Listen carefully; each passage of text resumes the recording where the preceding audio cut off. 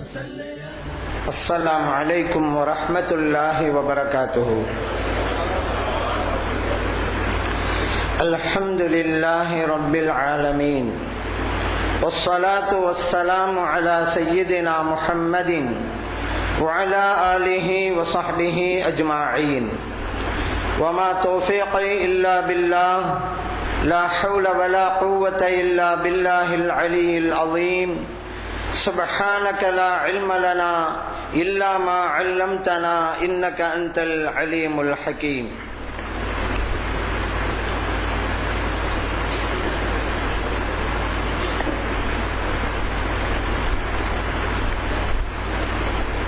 அல்ஹாஜ் அப்துல் ஜவாத் ஆலிம் வலியுல்லா நம்பிக்கை பொறுப்பின் சார்பாக மிக சிறப்பாக நடைபெற்றுக் கொண்டிருக்கக்கூடிய சுன்னத் வல் ஜமாத் உலமா பெருமக்கள் மாநாட்டிற்கு வருகை புரிந்து இம்மாநாட்டை சிறப்பித்துக் கொண்டிருக்கக்கூடிய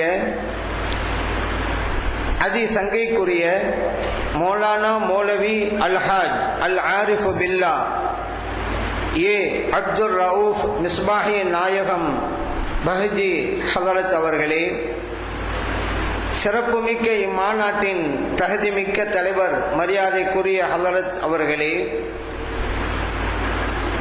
இந்தியாவிலிருந்து வருகை புரிந்திருக்கின்ற மதிப்பிற்கும் பெரும் மரியாதைக்கும் உரிய அறிஞர் பெருமக்களே, மேடையிலே வீற்றிருக்கின்ற ஆன்றோர்களே, சான்றோர்களே, அவையிலே அமர்ந்துள்ள கண்ணியத்திற்குரிய உலமா பெருமக்களே, சிறப்புமிக்க இம்மாநாட்டிற்கு ஏற்பாடு செய்திருக்கின்ற அல்ஹாஜ் அப்துல் ஜவாத் ஆலிம் வலியுல்லா நம்பிக்கை பொறுப்பு நிர்வாகத்தை சார்ந்த போற்றுதலுக்கும் பாராட்டுதலுக்கும் உரிய நிர்வாக பெருமக்களே, புனிதமான நிகழ்வில் நம்மையெல்லாம் பங்கெடுக்க செய்து நல்லதை சொல்லவும் கேட்கவும் வாய்ப்பளித்த எல்லாம் வல்ல இறைவனை போற்றி புகழ்ந்து எனதுரையை தொடங்குகின்றேன். எனக்கு வழங்கப்பட்டிருக்கிற தலைப்பு நன்மையை சேர்த்து வைத்தல், தராவீஹ் தொழுகை, தல்கீன் ஓதுதல், ஜியாரத் பயணம். இந்த 4 தலைப்புகள்ல நன்மையை சேர்த்து வைத்தல் என்பதை பற்றி கொஞ்சம் விரிவாகவும், மற்ற 3 தலைப்புகளில் மிக சுருக்கமாகவும் உரையாற்றலாம் என்று விளைகின்றேன். இந்த 4 தலைப்பை ஏன் கொடுத்தாங்க அப்படின்னு கேட்டா, இந்த 4மே கூடாது என்று கூறுகின்ற ஒரு வஹாபியத் கூட்டம் இங்கே இருந்து கொண்டிருக்கிறது. ஆனா எங்களுக்கு எல்லாம் தெரியும் என்று நினைச்சுக்கிட்டு இருக்குது. குர்ஆன் தெரியும், ஹதீஸ் தெரியும், எல்லாம் தெரியும். எல்லாம் தெரிஞ்சா இதே இருக்கணும் தெரியாது. ஒரு ஆசிரியர் மாணவர்கிட்ட கேட்டாரு, ஆசிரியர்கள் சிறந்தவர்களா மாணவர்கள் சிறந்தவர்களா? மாணவன் சொன்னா நாங்க தான் சிறந்தவர் அப்படின்னா. ஏன்டா அப்படி சொல்ற?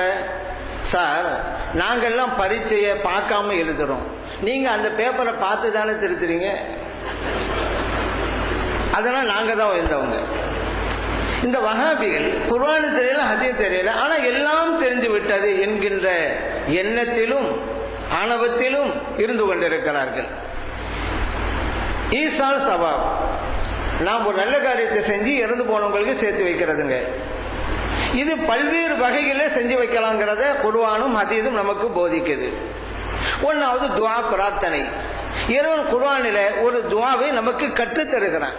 ரப்பனா இக்ஃபிர் லனா வ லி இஹ்வானினா அல்லதீன சபகூனா பில் ஈமான். எங்கள் இறைவனே, எங்களையும் மன்னிப்பாயாக, எங்களுக்கு முன் சென்று விட்டார்களே ஈமானோடு அந்த சகோதரர்களையும் மன்னிப்பாயாக என்று கேட்க சொல்கிறான். இறந்து போனவர்களுக்கு துஆ எப்படி செய்ய வேண்டும் என்பதை நமக்கு கற்றுத் தருகிறான் இறைவன். நீங்க அவங்களா துஆ செய்யுங்க அப்படின்னு சொல்லாம இப்படி செய்யுங்க என்று ஒரு துஆ கற்றுத் தருகிறான் இறைவன். அதே போல இறந்து போனவர்களுக்காக நாம் தர்மங்கள் செய்கிறோம், அந்த நன்மையும் சேர்த்து வைக்கலாங்க. நபிகள் நாயகம் ஸல்லல்லாஹு அலைஹி வஸல்லம் அவங்கள்ட்ட சஅத் இப்னு உபாதா ரலியல்லாஹு அன்ஹு வர்றாங்க. யா ரசூலல்லாஹ், நான் வெளியூர் போயிருந்தேன், எனது தாயார் வஃபாத் ஆயிட்டாங்க, இப்போ என்னுடைய தாயாருக்கு தர்மம் செய்ய வேண்டும் என்று நினைக்கிறேன், அந்த தர்மத்தின் நன்மை என் தாய்க்கு போய் சேருமா? நபிகள் நாயகம் ஸல்லல்லாஹு அலைஹி வஸல்லம் சொன்னாங்க, செய்யுங்க தர்மம், அது போய் சேரும் என்றார்கள். இப்பொழுது அவர்களிடம் இருந்த ஒரு தோட்டத்தை அவருடைய தாயாருக்காக தர்மம் செய்தார்கள். இது புகாரிலே பதிவு செய்யப்பட்டிருக்கு. இன்னொரு விஷயம் அபூ தாவூதிலே பதிவு செய்யப்பட்டிருக்கு. இவர்கள் சம்பந்தமா தான் யார சொல்லலாம், தர்மம் செய்யணும் நான் முடிவுக்கு வந்துட்டேன். ஐயு சதகத்தி அஃதல், எது மிகச்சிறந்த தர்மம்? நபிகள் நாயகம் ஸல்லல்லாஹு அலைஹி வஸல்லம் சொன்னாங்க, அல்மா, தண்ணீர். அரபு நாட்டுல தண்ணீர் ரொம்ப முக்கியம் தானே, அதனால அப்படி சொன்னாங்க. இப்போ சஅத் இப்னு உபாதா ரலியல்லாஹு அன்ஹு அவர்கள் ஒரு கிணறு தோண்டினாங்க. ஹாதிஹி லி உம்மி சஅதின், எனது தாயாருக்கு இதை நான் வக்ஃப் செஞ்சிட்டேன்னாங்க. அபூதால பதிவு செய்யப்பட்ட ஹதீஸ். தர்மங்கள் செய்து அந்த நன்மையை சேர்த்து வைக்கலாம் என்பதை இதன் மூலம் புரிந்து கொள்றோம். அதே போல நோன்பு வைத்தும் கூட மறைந்து போனவர்களுக்கு அந்த நன்மையை சேர்த்து வைக்கலாம். நபிகள் நாயகம் ஸல்லல்லாஹு அலைஹி வஸல்லம் சொன்னாங்க, மன் மாத்த, ஒரு ஆள் மௌத்தா போறாரு, வ அலைஹி ஸியாம், அவருக்கு நோன்பு கடமையாக இருந்தா, சாம அன்ஹு வலியுஹு, அவருடைய வலி பொறுப்புதாரர் அவருக்காக நோன்பு வைக்கட்டும். இந்த ஹதீஸ் புகார்ல பதிவு செய்யப்பட்டிருக்கு. இன்னொரு சமயத்துல நபிகள் நாயகம் ஸல்லல்லாஹு அலைஹி வஸல்லம் அவங்ககிட்ட ஒரு சஹாபி வர்றாங்க, யார சொல்லலாம், என் தாயார் வஃபாத் ஆயிட்டாங்க, அவங்களுக்கு ஒரு மாத நோன்பு கடமையாக இருந்துச்சு, என் தாயாருக்காக நான் நோன்பு வைக்கலாமா?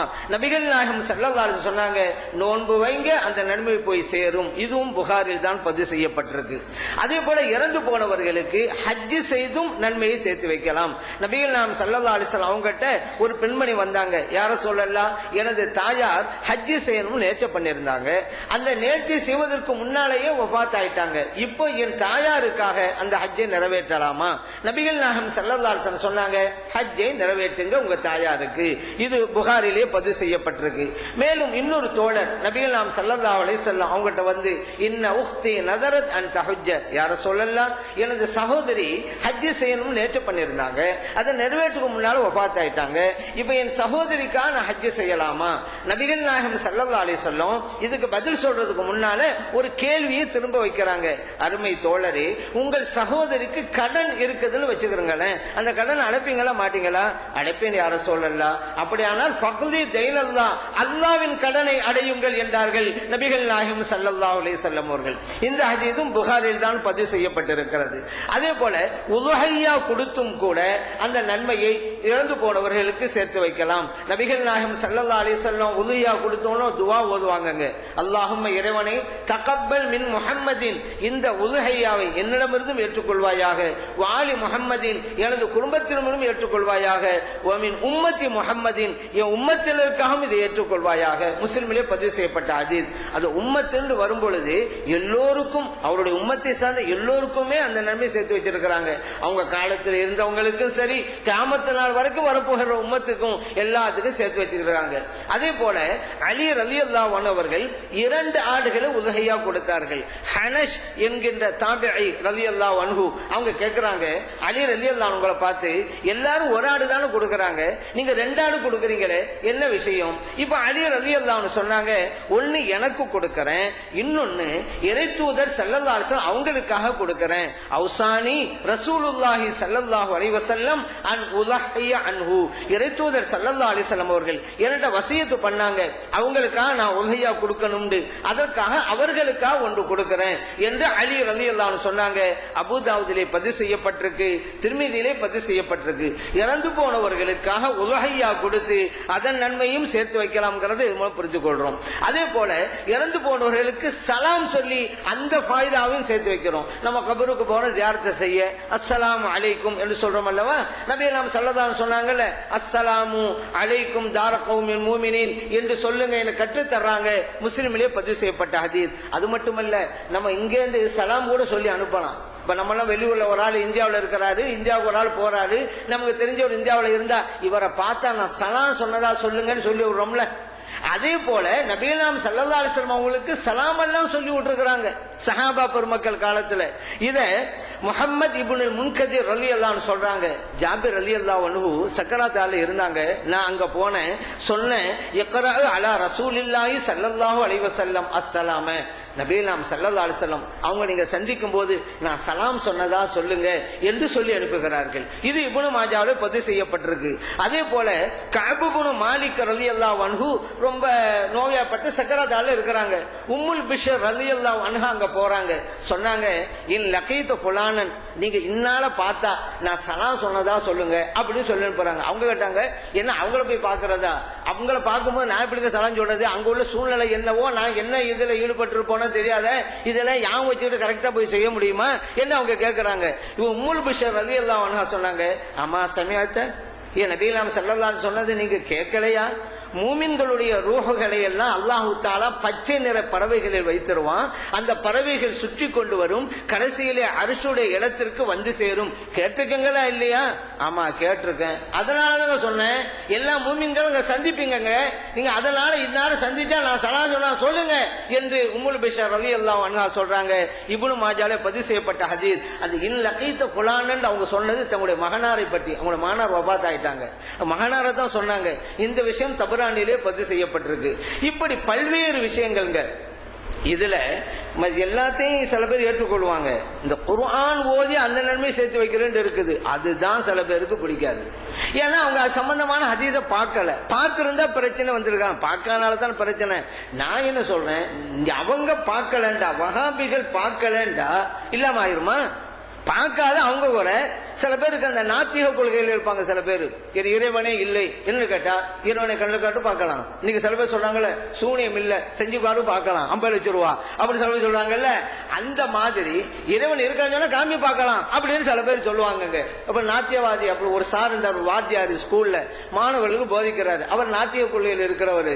மாணவர்கிட்ட சொன்னாரு, எதையுமே கண்ணால் கண்டாதான் நம்பணும். அப்படிங்கும் பொழுது இறைவனை நீங்கள் எல்லாம் கண்ணில பாக்குறீங்களா? மாணவர்கள் சொன்னாங்க, இல்ல சார். இப்ப சொன்னாரு, இதுல இருந்து என்ன புரியுது? இறைவன் இல்லை அப்படின்ட்டாரு. அவங்கள ஒரு மாணவன் வந்தான், வந்து தன்னுடைய சகாக்களை பார்த்து திரும்பினான். அவன் கேட்டான், சார் சொல்லிட்டாரு எதையுமே கண்ணால கண்டாதான் இருக்குன்னு அர்த்தம் நம்பணும்னு. இப்ப நான் உங்ககிட்ட ஒரு கேள்வி கேட்கிறேன், நம்ம வாத்தியாருடைய மூளை உங்கள் கண்களுக்கு தெரிகிறதா அப்படின்னு கேட்டான். அவங்களாம் சொன்னாங்க, இல்ல தெரியலண்டு. இதுல இருந்து என்ன புரியுது? நம்ம வாத்தியாருக்கு மூளை இல்லைன்னு புரியுதுன்ட்டான். மூளை இருக்குது, இவங்க கண்ணுக்கு தெரியல. இவங்க கண்ணுக்கு தெரியலங்கிறனால இல்லைன்னு ஆயிருமா? அப்படித்தான். குர்ஆனை படிக்கல, ஹதீஸை படிக்கல, இவங்களுக்கு தெரியல, அதனால இல்லைன்னு ஆயிருமா? அப்படித்தான் போகிறது. இப்ப இறந்து போனவர்களுக்கு குர்ஆன் ஓதியும் கூட அந்த நன்மையை நம்மால் சேர்த்து வைக்க முடியும். இதை நபிகள் நாயகம் ஸல்லல்லாஹு அலைஹி வஸல்லம் அவர்கள் பல ஹதீஸ் மூலம் நமக்கு சொல்லி காட்டுறாங்க. இக்ராவு யாசின் அலா மௌதாக்கும், உங்களின் மரணித்தோருக்கு யாசின் சூராவை ஓதுங்கள். அபூ தாவூதிலே பதிவு செய்யப்பட்டிருக்கு, இப்னு மாஜாவிலே பதிவு செய்யப்பட்டிருக்கு, அஹ்மதிலும் பதிவு செய்யப்பட்டிருக்கு. நபிகள் நாயகம் ஸல்லல்லாஹு அலைஹி வஸல்லம் சொன்னாங்க, ஒருவர் இறந்துட்டாரு, அவருடைய பிள்ளைகள் குர்ஆன் ஓதினால் அதன் நன்மை கிடைக்கும் அப்படிங்கிறதுக்கு ஒரு ஹதீஸ் மூலம் சொல்லி காட்டுறாங்க. மன் கரஅல் குர்ஆன, ஒரு ஆள் குர்ஆனை ஓதுறாரு, வ அமில பிமா ஃபீஹி, அந்த குர்ஆன் இருக்கு தகுந்த பாரு நடக்கவும் செய்யறாரு. அப்படி இருந்தா அவருடைய தாய்க்கும் தந்தைக்கும் கிரீடம் அணிவிக்கப்படுகிறது என்று நபிகள் நாயகம் ஸல்லல்லாஹு அலைஹி வஸல்லம் சொல்றாங்க. இந்த ஹதீஸ் அபூ தாவூதுல பதிவு செய்யப்பட்டிருக்கு, அஹ்மதிலும் பதிவு செய்யப்பட்டிருக்கு. அப்ப இதுல என்ன புரியுறோம்? பிள்ளை ஓதுறாருங்க, பிள்ளைனா மகனா இருக்கட்டும் மகளா இருக்கட்டும், இவங்க குர்ஆனை ஓதுனா தாய்க்கு கிரீடம் தந்தைக்கு கிரீடம் அப்படின்னு சொன்னா இவங்க ஓதுவதனுடைய நன்மை போய் சேர்ந்ததுனால தானே. இல்ல அவ வாப்பாவுல அவ உம்மாவுல எல்லாருக்கும் தான் வாப்பா இருக்கிறாங்க, எல்லாருக்கும் தான் உம்மா இருக்கிறாங்க, எல்லாருக்கும் கிரீடம் கிடைக்கலையே.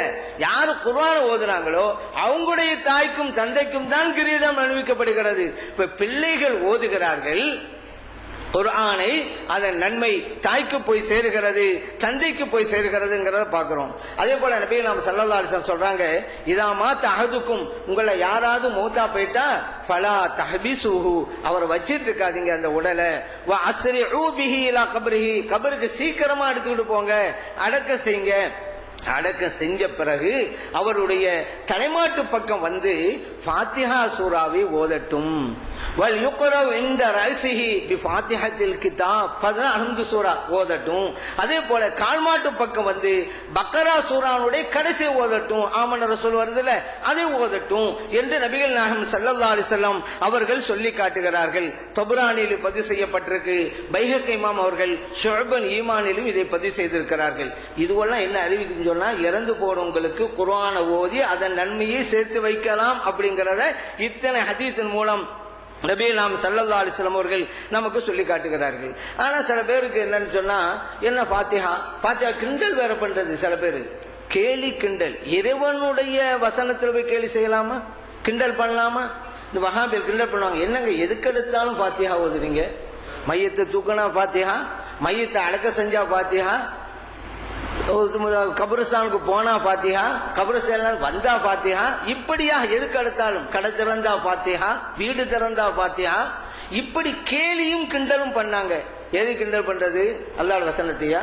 வலா தத்தஹிது ஆயாத்தில்லாஹி ஹுஸுவா என்று அல்லாஹ் சொல்லிட்டானே. இறைவனுடைய வசனங்களை கேலி செய்யாதீர்கள் என்று இறைவன் கட்டளை எடுக்கிறான். இந்த வஹாபிகள் கேலி செய்கிறார்கள். இவங்க தான் குர்ஆனை பாதுகாக்கிறாங்களாம். இப்ப புரியுதா அவங்க பாதுகாக்கிறவனுடைய நிலை என்ன அப்படின்னு? இதையே அவங்க டீசெண்டா சொல்லட்டும், எடுபடாது. டீசெண்டா சொன்னா எடுபடாதுல. இவங்க என்ன ஃபாத்திஹா ஓதுறேன்னா என்ன குர்ஆனை ஓதுறது? இவங்க சொல்லட்டுமே, என்னங்க வீடு திறந்தா குர்ஆனை ஓதுறீங்க, கடை திறந்தா குர்ஆனை ஓதுறீங்க, மையத்தை தூக்குனா குர்ஆனை ஓதுறீங்க, அப்படி சொல்லட்டும். கேட்கறவங்கள நல்ல நிலப்பா சேரா போயிட்டோம் அப்படின்றாங்க. அதனாலதான் ஃபாத்திஹாங்கிறது. இப்படி ஒரு ஆட்டை கேட்டவன தான் நம்ம ஆளுக்கு திருப்பி கேட்டாங்க, ஏன்பா நீங்க ஃபாத்திஹா கூட நீங்க சொல்லிவிட்டு தொழுகையிலே ஃபாத்திஹா ஓதிக்கிட்டே இருக்கிறீங்களே, அதுவும் முந்தின ரக்காத்துல ஃபாத்திஹா, 2வது ரக்காத்துல ஃபாத்திஹா, 3வது ரக்காத்துல ஃபாத்திஹா, 4வது ரக்காத்துல ஃபாத்திஹா, என்னங்க இங்க எல்லாம் கூடான்னு சொல்லிவிட்டு நீங்க அங்க போய் ஃபாத்திஹா ஓதிக்கிட்டு இருக்கிறீங்க. அப்பதான் புரியுது குர்ஆனுடைய வசனங்கள் வருது. அதே போல ஹத்தம்ங்கிற வார்த்தை கூடாத, ஹத்தம் கொடுக்கிறது அது கேலி கிண்டாலா பண்றது. ஹத்தம்ங்கிற வார்த்தை ஹதீஸ்ல எத்தனை இடங்களில் நபி நாம் ஸல்லல்லாஹு அலைஹி வஸல்லம் ஒரு சூறாவை ஓதி முடிப்பதற்கும் ஹத்தம்ங்கிற வார்த்தையை சொல்றாங்க. குர்ஆனை ஓதி முடிப்பதற்கும் கூட ஹத்தம்ங்கிற வார்த்தையை யூஸ் பண்றாங்க. ஹத்தமுல் குர்ஆன்டாலே குர்ஆனை ஓதி முடித்தல் தான். அந்த குர்ஆன் வார்த்தை எடுத்துட்டு ஹத்தம்னு சொல்லிக்கிட்டு இருக்கோம், அவ்வளவுதான். இவங்க ஹத்தம் கூடாது என்று சொன்னால் குர்ஆனை முழுமையாக ஓதி முடிக்காதே என்று சொல்ல வர்றாங்க. ஹத்தம் தானே குர்ஆன் ஓதி முடிக்கிறது தானே. ஹத்தம் கூடாண்டா நீ அரைகுறையா ஓது, காவாசி ஓது, முக்காவாசி ஓது, முழுமையா ஓதிராத, அதான் ஹத்தம் கூடாது. ஹத்தம் கூடும் அப்படின்றாலே முழுமையா ஓதி முடிக்க வேண்டும் என்பதை நபிகள் நாயகம் ஸல்லல்லாஹு அலைஹி வஸல்லம் சொல்லி தர்றாங்க. இப்படி பல்வேறு வகைகள்ல நம்ம நல்ல காரியங்கள் செய்து இறந்து போனவங்களுக்கு நன்மை சேர்த்து வைக்க முடியும். நம்மள சில பேர் கேட்கிறாங்க, ஹஸ்ரத் இறந்து போயிட்டாக்கா நல்ல காரியம் செஞ்சு குர்ஆன் ஓதி நன்மை சேர்த்து வைக்கிறோம், ரைட்டு. எங்க வாப்பா அம்மா இப்ப உயிரா தான் இருக்கிறாங்க, அவங்களுக்கு நான் ஒரு யாசினை ஓதி நன்மை சேர்த்து வைக்கலாமா? குர்ஆனை ஓதி நன்மை சேர்த்து வைக்கலாமா? அதை தர்மங்கள் செய்து அந்த நன்மை சேர்த்து வைக்கலாமா அப்படின்னு கேட்கிறாங்க. தாராளமா சேர்த்து வைக்கலாமே, எந்த தடையும் கிடையாது. பிள்ளைகள் ஒரு நல்ல காரியத்தை செஞ்சு அவங்க தாய்க்கும் தந்தைக்கும் சேர்த்து வைக்கலாம். அவங்க தாய் தந்தை உயிரா இருந்தாலும். நபிகள் நாம் ஸல்லல்லாஹு அலைஹி வஸல்லம் ஹஜ்ஜுக்கா வந்திருக்காங்க, ஹஜ்ஜத்துல் வதா. அப்புறம் தங்கி இருக்கும் போது ஒரு முஸ்லிம்களுடைய கூட்டம், அவங்கள ஒரு பெண்மணி தன்னுடைய குழந்தையை தூக்கி பிடித்து காட்டி, யார சொல்லலாம் அலிஹாதா ஹஜ்ஜுன், இந்த குழந்தைக்காகவும் ஹஜ் செய்யலாமா அப்படின்னு கேட்கிறாங்க. நபிகள் நாம் ஸல்லல்லாஹு அலைஹி வஸல்லம் சொன்னாங்க, நாம் தாராளமாக நீங்க ஹஜ்ஜை நிறைவேற்றுங்க, வலைக்கு அஜ்ருன், அதற்குண்டான கூலி தாயாரான உங்களுக்கு கிடைக்கும் என்று நபிகள் நாயகம் ஸல்லல்லாஹு அலைஹி வஸல்லம் சொல்லி கட்டுறாங்க. முஸ்லிமிலே பதிவு செய்யப்பட்ட ஹதீஸ். குழந்தை ஹஜ் நிறைவேற்றுகிறது, அதன் நன்மை தாய்க்கு கிடைக்கிறது. அந்த தாய் உயிருடன் தான் இருக்கிறார்கள். உயிரோடு இருக்கக்கூடிய தாய்க்கு நன்மை போய் சேர்கிறது என்பதை நபிகள் நாயகம் ஸல்லல்லாஹு அலைஹி வஸல்லம் சொல்லி காட்டுறாங்க. இது ஒன்றும் ஆச்சரியமான ஒன்று இல்லைங்க. இப்ப பதிலி ஹஜ்ஜுன்னு ஒன்று இருக்குதுல்ல, ஒரு ஆளுக்கு போக முடியல, ஒரு ஆள் கூப்பிட்டு பணத்தை கொடுத்து எனக்காக வேண்டி போய் ஹஜ்ஜி செஞ்சுட்டு வாங்குறாருல, அவரு போய் ஹஜ்ஜி செய்வாரு. அந்த நன்மையில இவருக்கு தானே வருது, இவர் உயிரா தானே இருக்கிறாரு. உயிரா இருக்கும் பொழுது அவர் செய்த ஹஜ்ஜோட நன்மை கிடைக்குதுல்ல. அப்ப உயிரா இருக்கிறவங்களுக்கு நல்ல காரியம் செஞ்சு நன்மை சேர்த்து வைக்கலாங்கிறது புரியுது. நபிகள் நாம் ஸல்லல்லாஹு அலைஹி வஸல்லம் உதயா கொடுத்த போது, அல்லாஹும்ம இறைவனை தகப்பல் மின் முஹம்மதின், என்னிடமிருந்து ஏற்றுக்கொள்வாயாக, வாலி முஹம்மதின் என் குடும்பத்தினர்கள், ஒமின் உம்மத்தி முஹம்மதின் எனது உம்மத்தினர்கள் சொன்னாங்கல்ல, முஸ்லிம்கள் இருக்குதுல, அவங்க உம்மத்தின்னு சொல்லும் பொழுது நபிகள் நாம் ஸல்லல்லாஹு அலைஹி வஸல்லம் அவருடைய காலத்துல எத்தனை சஹாபா பெருமக்கள் வாழ்ந்து கொண்டு இருந்தாங்க, அத்தனை பேருக்கு தானே அந்த நன்மை போய் சேர்ந்திருக்கும். உம்மத்தில் அவங்களும் தானே, அவங்க ஹயாத்தா தானே இருக்கிறாங்க, நம்மள பின்னால வர போறோம், ரைட்டு. அப்பொழுது ஹயாத்தா இருந்த மக்களோடு, ஹயாத்துன்னு சொன்னா மக்களோடு மக்களாக அர்த்தம், அதை புரிஞ்சுக்கிறேனுங்க. மக்களோடு மக்களாக வாழ்ந்து கொண்டிருந்தாங்கல்ல சஹாபா பெருமக்கள், அவங்களுக்கு போய் நன்மை சேர்ந்திருக்குமா இல்லையா? சேர்ந்து இருக்கிறது. நபிகள் நாயகம் ஸல்லல்லாஹு அலைஹி வஸல்லம் உதயா கொடுத்து அந்த நன்மையை சேர்த்து வச்சிருக்கிறாங்க. அதனால உயிராக இருக்கக்கூடியவர்களுக்கு கூட நல்ல காரியங்கள் செய்து அதன் நன்மையை சேர்த்து வைக்க முடியும், அந்த நன்மை போய் சேரும் அப்படிங்கிறத இதன் மூலம் நாம் அறிந்து கொள்ளலாம். அடுத்ததாக இந்த வஹாபிகள்லாம் ஒரு கேள்வி வைப்பாங்க, ஏன்னா எதையும் கூடாது கூடாதுன்னு சொல்லணும், நல்ல காரியங்களை தடுத்து நிறுத்தணும். அதாங்க வஹாபிட நோக்கம். என்ன, முஸ்லிம்கள் இருக்கிறார்கள், இஸ்லாம் இல்லை என்கின்ற நிலையை தோற்றுவிக்க வேண்டும் என்பதற்காகவே கங்கணம் கட்டிக்கொண்டு செயல்பட்டுக் கொண்டிருக்கிறார்கள் வஹாபிகள். நல்ல இபாதத்துகள் வணக்க வழிபாடு இருந்தா தானங்க இஸ்லாம் இருக்கிறது. மௌலிது வேண்டாம், ஃபாத்தியா வேண்டாம், அது வேண்டாம், இது வேண்டாம் சொன்னா அமல்லாம் இல்ல. அமல்லாம் இல்லன்னா இஸ்லாம் இல்ல. முஸ்லிம் இருப்பான், இஸ்லாம் இருக்காது. அந்த சூழ்நிலையை கொண்டு வரதான் இந்த வஹாபிகள் கணக்கு கட்டுறாங்க. எல்லாம் கூடா கூடாண்டு. இப்ப இதுவெல்லாம் கூடும் போல காரியம் இருக்குதுல்ல, கூடான்னு சொல்றதுக்கு இந்த வஹாபிகள்லாம் ஒரு ஆதாரம் என்ன, அல்லாஹ் குர்ஆன்ல சொல்லிட்டான், வலா தஸிரு வாஸிரத்துன் விஸர உஹ்ரா, ஒரு ஆத்மாவின் சுமையை இன்னொரு ஆத்மா சுமக்காது. நீங்க என்ன குர்ஆன் ஓதுறீங்க, அந்த நன்மை எப்படி அங்க போய் சேரும்? அப்படி இதுல வேற கேலி கிண்டல் ஒண்ணு இருக்குதுல்ல, இங்கேயும் கேலி கிண்டல். என்ன நீங்க குர்ஆன் ஓதி பார்சல் பண்ணி அனுப்பிட்டு இருக்கீங்களா நீங்க? அப்படி ஒரு கேள்வி வைப்பாங்க. இந்த அரபி மொழிக்கும் வஹாபிகளுக்கும் சம்பந்தம் இல்லை அப்படிங்கிறதுக்கு இது ஒரு உதாரணம். வலா தஸிரு வாஸிரத்துன் விஸர உஹ்ரா. விஸர்னா என்ன? தப்பு, பாவம், குற்றம் அர்த்தம். ஒரு ஆத்மாவின் பாவச் சுமையை இன்னொரு ஆத்மா சுமக்காது என்று அல்லாஹ் சொல்றான். ஒரு ஆளு கல்லு குடிச்சான், அவனுக்கு தான் தண்டனை, அல்ல அவனை விட்டுவிடு, நீ வாடா உனக்கு தான் தண்டனை அல்ல சொல்லுவானா? இல்ல. ஒரு ஆள் திருடனான்னு வைங்க, அவனை விட்டுவிடு, அவன் திருடனா, நீ இங்க வா உனக்கு தான் தண்டனை அல்ல கொடுப்பானா? செய்ய மாட்டான். எவன் திருடனானோ அவன் தான் பாவத்துக்குரிய தண்டனை அனுபவிக்கணும். ஒரு ஆத்மாவின் பாவச் சுமையை இன்னொரு ஆத்மா சுமக்காது. விசுறுங்கிற வார்த்தைக்கு அரபி டிக்ஷனரிய எழுத வேண்டாம், நீங்க பாருங்க. தவறு, குற்றம், பாவம் அப்படிதாங்க இருக்கும். இப்ப நம்ம ஒரு நல்ல காரியத்தை செஞ்சு இதுக்கு அந்த வசனத்துக்கு இதுக்கு என்ன சம்பந்தம் இருக்குது? இப்ப இல்ல என்ன புரியுது? விசுறுங்கிற வார்த்தைக்கு அர்த்தம் தெரியலன்னு வருது. ஆனா இவங்க வஹாபிகளுக்கு அர்த்தம் தெரியாது அப்படிங்கறத கலியக்காவல் வாதத்துல மக்கள் புரிஞ்சுக்கிட்டாங்க. ஏன்னா சகீரத்துங்கிற வார்த்தைக்கு பெரிய பொம்பளைன்னு அர்த்தம் வச்சுதானே அங்கே புரிஞ்சுக்கிட்டாங்க. என்னடா இது சகீரத்துன்னு இருக்கு, இது போய் பெரிய பொம்பளை அர்த்தம் வச்சுக்கிட்டு நடக்கிறாங்க. எல்லா இடத்தையும் இதைத்தான் கேட்டாங்க. இந்த ஒரு அடிப்படை நாலேஜ் கூட இல்லாம எப்படி வாதத்துக்கு போனாங்க? இதை எல்லாருமே கேட்டாங்க. இங்கேயும் அப்படிதான். இந்த வசனத்திற்கும் நாம் செய்கிற அந்த நல்ல காரியங்களுக்கும் எந்த சம்பந்தம் இல்லை, அது பாவத்திற்கு சொல்லப்பட்டது அப்படிங்கறத புரிஞ்சிருங்க. அடுத்து இன்னொரு வசனத்தை கொண்டு வருவாங்க. லைஸலில் இன்சானி இல்லா மா ஸஆ. அல்லாஹ் குர்ஆன் சொல்லிட்டானே, மனிதனுக்கு எது அவன் முயற்சித்தானோ அதுதான் உண்டு என்று சொல்லிட்டான். இவர் இறந்து போயிட்டாரு, அவர் செஞ்சதுதான் அவருக்கு, நீங்க செஞ்சது அவருக்கு கொடுக்குறீங்க. இப்படி ஒரு கேள்வி. அவர் செய்தது அவருக்கு, ஆனா நாம் செய்தது அவருக்கு பயனளிக்காதுன்னு அந்த வசனத்தில் இருக்கா? அவர் செய்தது அவருக்கு உண்டு அப்படிங்கறது அந்த வசனத்துடைய கருத்து. அல்லாஹ் அப்படி சொல்லிட்டு அதனால மற்றவர்களுடைய நற்காரியங்களுடைய நன்மைகள் எல்லாம் அவருக்கு போய் சேராது, அந்த பிரயோஜனத்தை தராது என்று அல்லாஹ் தஆலா சொன்னானா? அப்படி கிடையாதுங்க.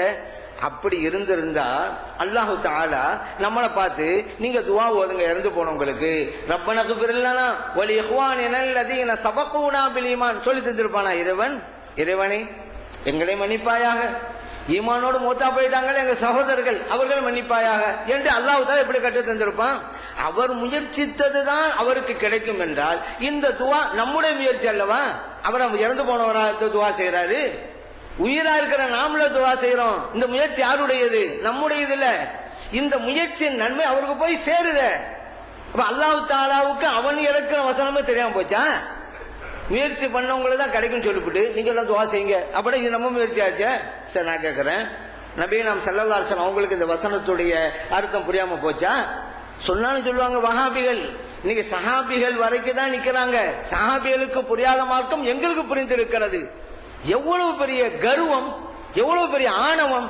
சஹாபிக்கு மார்க்கம் புரியவில்லை, எங்களுக்கு புரிந்திருக்கிறது என்று சொன்னால் இது ஒண்ணு போதும். அவர்கள் எல்லாம் மிகப்பெரிய வழிகேடர்கள் அப்படிங்கிறதுக்கு ரிசர்ச் பண்ண தேவையில்லை, ஆராய்ச்சியா பண்ணணும். இவங்க சொல்றதெல்லாம் சரியாவும் இருக்குமோ, சத்தியமாவும் இருக்குமோ? ஏங்க சஹாபிகளுக்கு மார்க்கம் தேவைங்கிறாங்க, அப்புறம் இனிமே போய் ரிசர்ச் பண்றீங்க? வழிகெட்டவர்கள். ஸல்லல்லாஹு அலைஹி வஸல்லம் மட்டும் சொல்லல. சரி, நான் கேட்கிறேன், நபி நாம் ஸல்லல்லாஹு அலைஹி வஸல்லம் அவங்களுக்கு இந்த வசனம் அவங்க தான் நமக்கு சொன்னாங்க, அல்லாஹ் அப்படி சொன்னாண்டு அதுக்கு அர்த்தம் தெரியாம போச்சா? அப்படி தெரியாம போயிருந்தனால தான் நீங்க எல்லாம் சதக்கா செய்யுங்க நன்மை பேசும் சொன்னாங்களா? ஒரு மனிதன் முயற்சித்தது அவனுக்கு கிடைக்கும், மற்றது கிடைக்காது என்றால் இறந்து போனவர்களுக்கு தர்மம் செய்யுங்கள் என்று எப்படி சொல்லியிருப்பார்கள்? தர்மம் செய்வது நம்முடைய முயற்சியில, நாமளே தர்மம் செய்யறோம். இறந்து போனவங்களுக்கு நோன்பு வச்சு நன்மை சேருங்கன்னு எப்படி சொல்லியிருப்பாங்க? நோன்பு வைப்பது நம்முடைய முயற்சி அல்லவா? இறந்து போனவரா நோன்பு வச்சாரு? நம்மள வைக்கிறோம். ஹஜ்ஜி செஞ்சு நன்மை சேர்த்து வைங்க எப்படி சொல்லியிருப்பாங்க? முயற்சியது மட்டும்தான் மையத்துக்கு கிடைக்கும் என்றால் நீங்க ஹஜ்ஜி செஞ்சு நன்மை வைப்பீங்க எப்படி சொல்லுவாங்க? ஹஜ்ஜி நம்முடைய முயற்சியாச்ச, அவருக்கு போய் சேராத. அப்ப இந்த வசனம் தெரியலையா அல்லாஹ்வுடைய ரசூல் ஸல்லல்லாஹு அலைஹி அவங்களுக்கு? அதான் சொன்னாங்களா? இதுல என்னண்டா, இந்த வஹாபியத்தை நீங்க போய் கேளுங்க, தர்மம் செஞ்சு நன்மை சேர்த்து வைக்கலாமா அப்படி கேளுங்க. அது வைக்கலாமே. நீ கொண்டு வந்த வசனத்துக்கு இது மாற்றமாச்சப்பா. ஒரு ஆள் என்ன முயற்சி பண்ணாலும் அது மட்டும் தான் கிடைக்கும் முடியல, எங்களை குர்ஆனை ஓத வேணாம் முடியல. இப்போ தர்மம் செய்தால் அந்த நன்மை கிடைக்கும் என்றா, முயற்சித்தது அல்லாததும், அவர் முயற்சி அல்லாததும் மற்றது தானே போய் கிடைக்குது. நம்ம தர்மம் செய்யறோம், நம்முடைய முயற்சி போய் சேருதுங்கிறியப்பா. அப்படியே அந்த வசனத்தை கொண்டு வந்த நோன்பு வச்சு அந்த நன்மை சேர்த்து வைக்கலாமா? சேர்த்து வைக்கலாம். நீ தான் சொல்லிட்டு அவர் முயற்சியை மட்டும்தான் அவருக்கு கிடைக்க முடியும். நோன்பு நம்மள முயற்சி எடுக்கிறோம், நம்மள பண்றோம், எப்படி போய் சேரும்?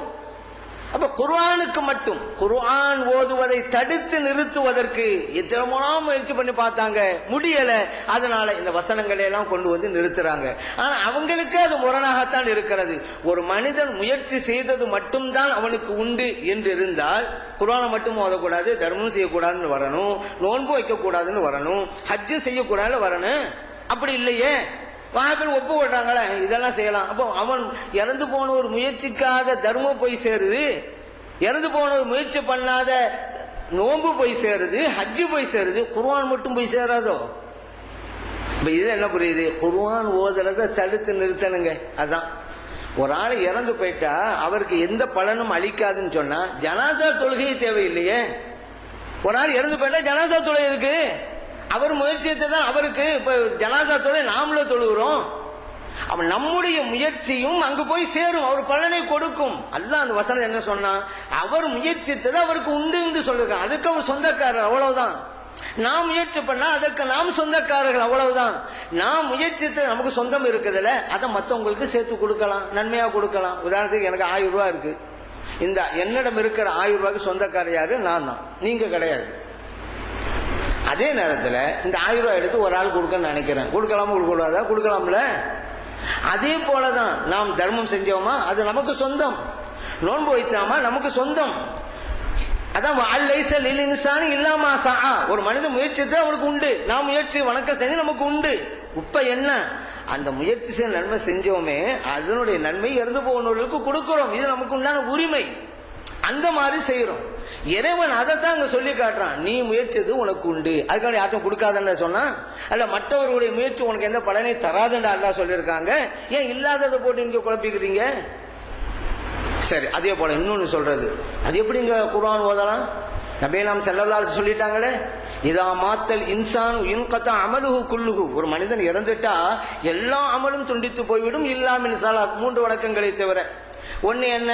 சதகத்தின் ஜாரியா, நிலைத்திருக்கக்கூடிய தர்மம். அப்புறம் இல்முன் யுன்தஃபஉ பிஹி, பயன் தருகின்ற கல்வி. அடுத்து வலதுன் சாலிஹுன் யதுஉ லஹு, அவருக்கா துஆ செய்கிற நல்ல குழந்தை. இத பேர் சில பேர் தப்பா அர்த்தம் வைப்பாங்க. எப்படி தெரியுமா?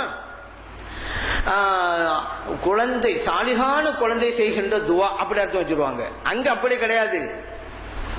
பிரார்த்தனை புரிகிற குழந்தை, குழந்தைதான் இங்கே அமல், அவருடைய அமல் அப்படித்தான் இருக்கிறது. முஸ்லிம்களே பதிவு செய்யப்பட்ட ஹதீஸ். இதை காமிச்சுக்கிட்டு இந்த 3 தான் நின்று போயிருக்கு, 3 மட்டும்தாங்க. அப்புறம் என்ன குணம் வரீங்க?